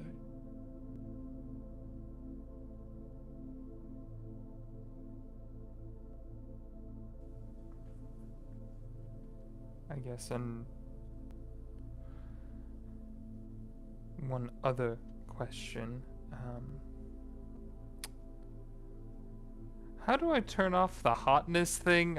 Somebody recommended orange juice, and this just...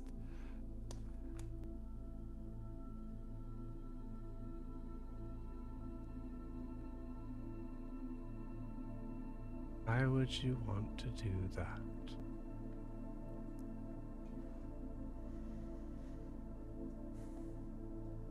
Do you want the easy answer or the long answer? Doesn't matter, I will receive the correct one, nonetheless.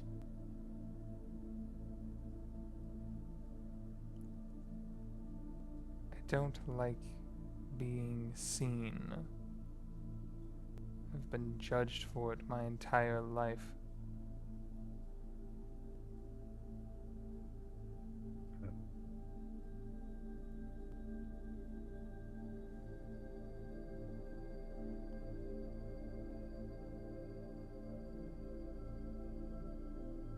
Tell me, Prim, have you been seeing me around the city?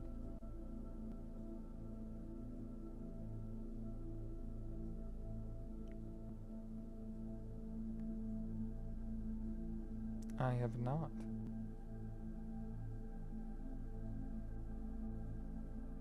You have talents to make yourself not be seen. Apologies for making that a little harder, but I would recommend you either get used to that notion or work harder at keeping yourself hidden.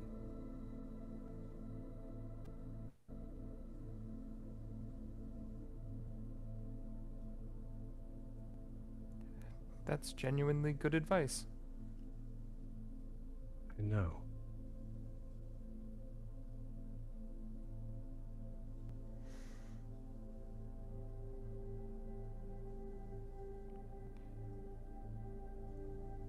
I definitely feel like we may have gotten off on a initially conflicting relationship.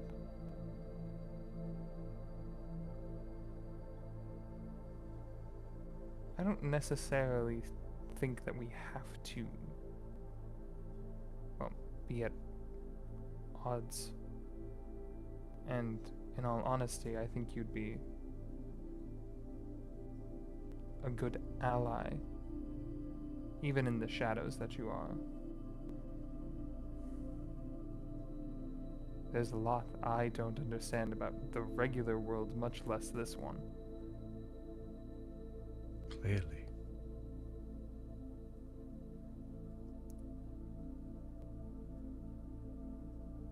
I just want to try and make amends.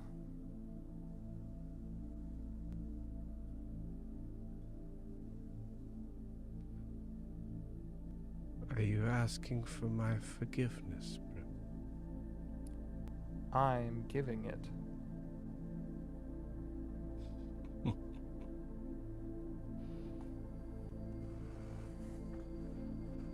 For someone so interested in not being seen, you are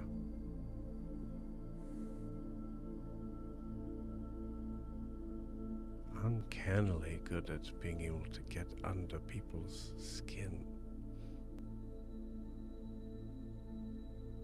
I assume you know this about yourself by now. Tools of the trade.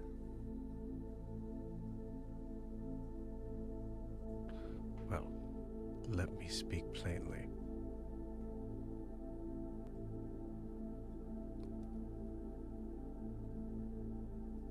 I am no more your ally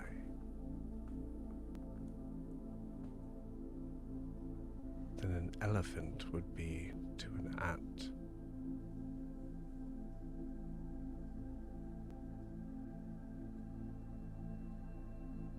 You may prove of use in my fractional power that I give you may save your life.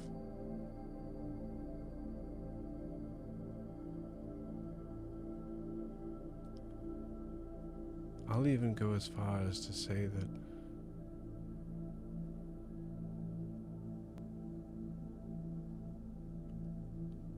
our relationship could be mutually beneficial to each other.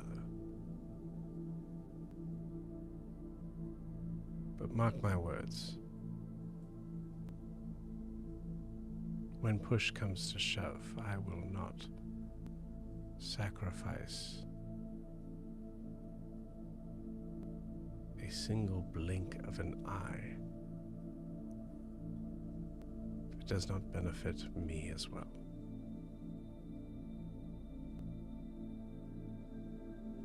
Are we clear on that? Crystal.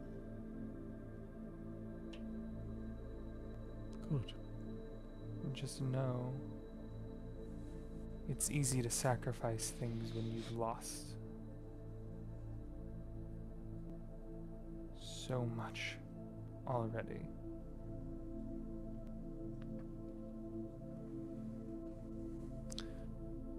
You see her get very close to your face with a very big smile. I wouldn't know.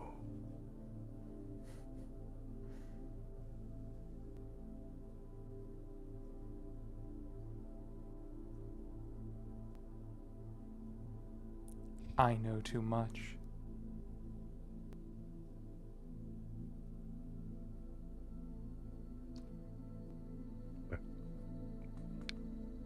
Let that be your cross to bear. In the meantime, I suggest you tell or convince that whatever we call him now, boy,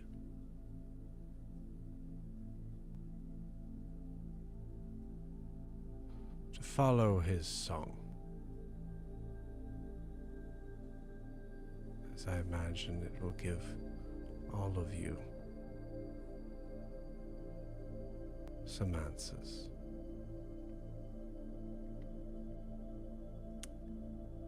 Look at that. Even you like us.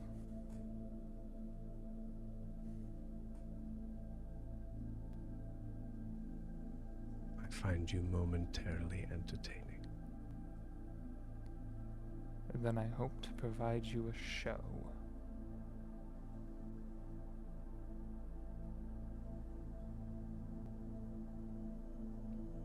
Anything else?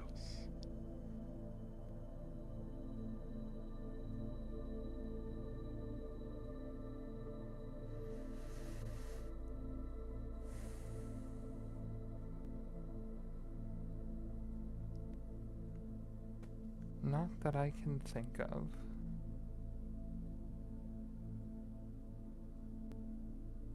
Good. As easy as it is for me to be in two places at once, it is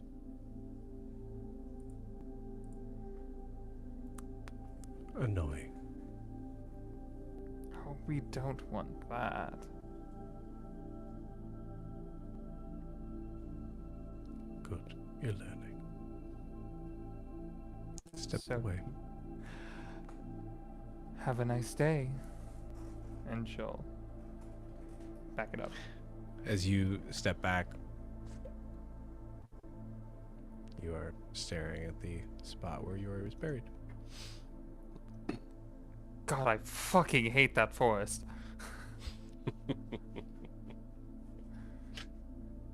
And she'll start making her way back towards the group. Okay. You see that Gwen and Alistair have gone. I think Kara, Io, and Yori are probably remaining here. As you all see Prim come back fairly quickly. really quickly. Amaranthiel's gone.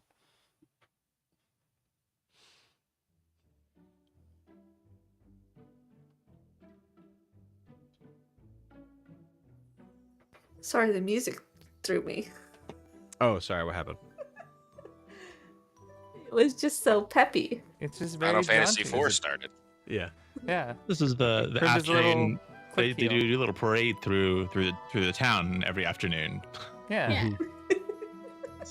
All the little kids just going playing their instruments. Oh, yeah. I'm talking to Yori. I'm sorry. You asked Alistair to hit you with his cane, so I thought. It's yeah. I'm sorry. I mean, you talk all the time about how you want people to punch your armor, and he had a hammer. To be fair, I think I mentioned that story like one time. I don't think I've said a lot of times that want people to punch my armor. It's a tradition. Your but it doesn't stories are have to very be compelling. just because. Well, thank you, but sometimes the story could just be a story. I I don't need did to think he was relive gonna it. say We'll have new like, traditions. "Hey, Kara sent me out here," and he wasn't just gonna walk up and hit ya. Yeah, it was a didn't big think he would hammer do that. too. Yeah, yeah. He really dedicated to it, and I mean I appreciate that. He commits. Yeah, Mm-hmm. let's do that. Yori, do you want combat training? Still figuring it out. Yeah, I think I'm not used to the whole, punch, the close range. I think, and I'm not gonna be getting big a whole lot. Oh, jeez, yeah. Trying to. I mean, do you want to do some fencing, sparring? I have a new sword I haven't tested out. We could do some. Yeah, Do that? I love to. We never really, none of us really, there's a lot of kind of verbal sparring, but we never really do like sparring, and I think that's. Yeah, I mean, we're like the only two with swords too, so I have my You should really- fist. it's not the we can do same. both. Sure. This hurts. This really hurts my heart to include this in this scene because it's so cringe. Oh no, they'll let you. If you needed any help with archery, I could. Oh, thank you, Thurthil. Maybe once those arrows are done, we can test them out. But I know you need at least another day, right? Yeah, one more date. But if you would like to come by the shop, I might be able to get them a little bit done a little quicker. Oh. I just might later. Very well. And there's a long moment where you really expect him to be like, "Yeah, that's the end of the conversation," and it just doesn't. It just doesn't come. I think Hadrian's better looking. Is it? I mean, if it's a competition, I think. I mean, like I said, Hadrian is just objectively good looking, and you've got like a. I mean, it's a nice face, yes. but Can I? it feels pop- like you're trying too hard. Yeah. Can I pop the Fey presents?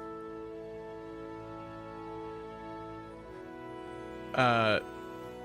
What does that do? I need a Wisdom saving throw from him, DC 14, or he becomes charmed or frightened by me Okay. for a round. What's the wisdom? Yeah, Wisdom 14. You'd be very surprised to know this guy is not very wise. Cool. But isn't he like immune to charmed or frightened effects because he's elf or something like that? Or is I'll it give just it to charmed you. effects? I'll give it to you. I think it's fun. This is a low case NPC. 13, so just fails. Cool. I'll just do charmed for a second and just hey, Yes. you should leave and continue working on the projects that you have. I think it'd be a great help to us.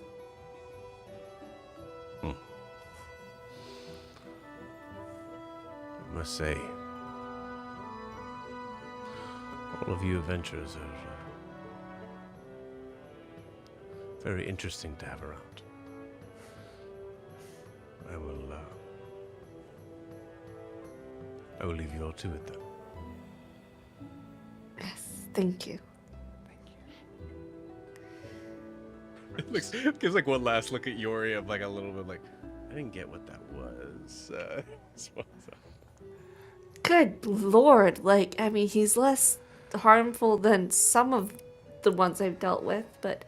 Guys, I did the OJ thing! So, Wait, is that? I'm That's, gonna I think be... the opposite, OJ. Please, Yeah. please let's find another thing. For that. Orange juice! Orange juice! I'm gonna be honest, though. I don't want to say I liked it, but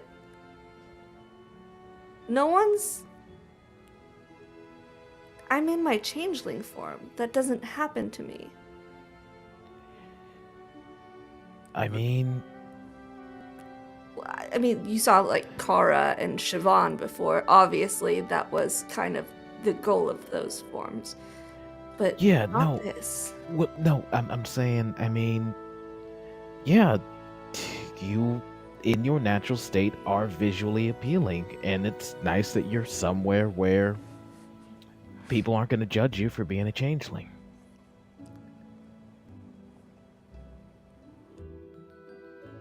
I always thought it was creepy, monstrous, some people would call it.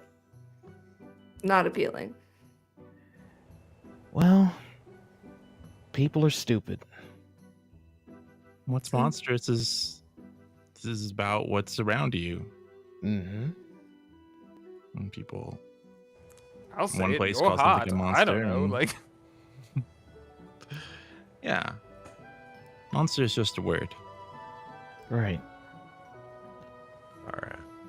Give me a charisma saving throw. Oh, right. I just rolled a natural 1. Oh. You ready for the twist of the knife? Mm-hmm. There's a momentary piece of you that feels elated. Do you feel attractive to someone in your attempt of your purest form, assumption? And your friends around you are trying to uphold that same thing. But then you start to notice that they're all strange in their own way. Io saying you're visually pleasing.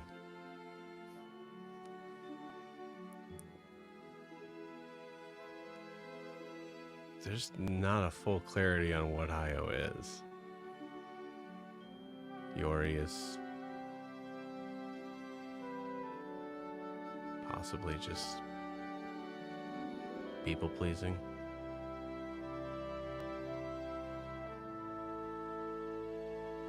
Prim's pretty good at giving encouragement no matter what. So there's a moment where that feeling exists, but then subsides.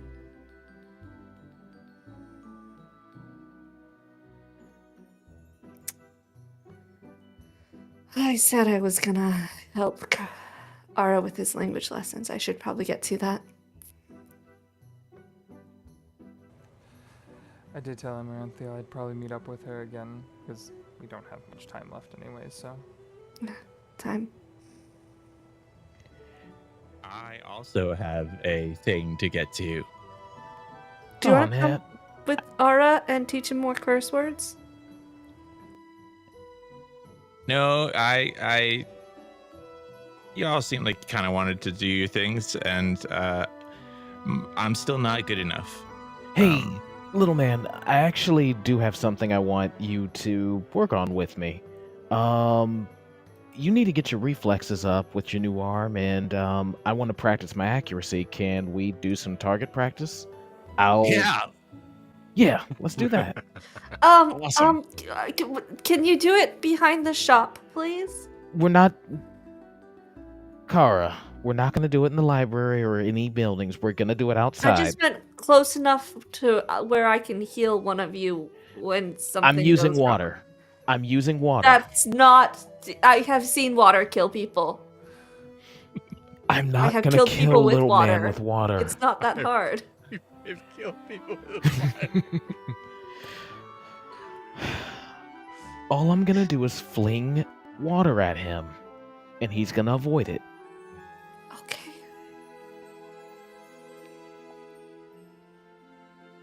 I mean, might knock the wind out of him if I hit him right, but Okay, yeah, let's just all go to the shop and then you guys can practice outside. Well, anybody who wants to meet us there, maybe spar afterwards. If I'll be there. I all told you we're day. gonna do sword. We're gonna spar with our swords too. So I really gotta test out this new sword Ari gave me. Hope it holds up. I haven't gave it a full name yet, but it's very heavy. It's and very big. So Yeah. yeah. I'm very fast. Right. As you're acknowledging the people in this group, you notice Yori's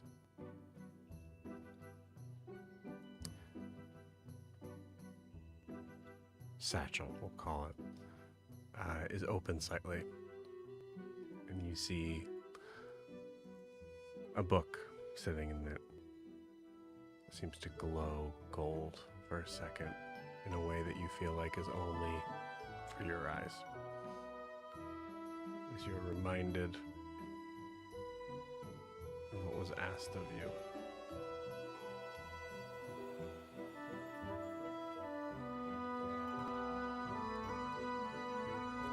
She just flips the back of it up over, like flips the top down, whatever, to cover it back up.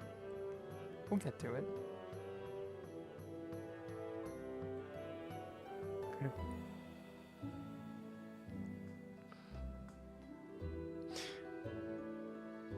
Kara, Io, Yori, you head back up the path. Alistair, you follow after Gwen, trying to pick up the pieces of whatever is left over of Petra in this moment. Maybe. And Prim, you head off to spend one final day with Emerald.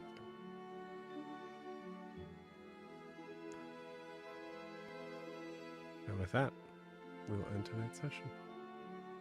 We'll see you all next week.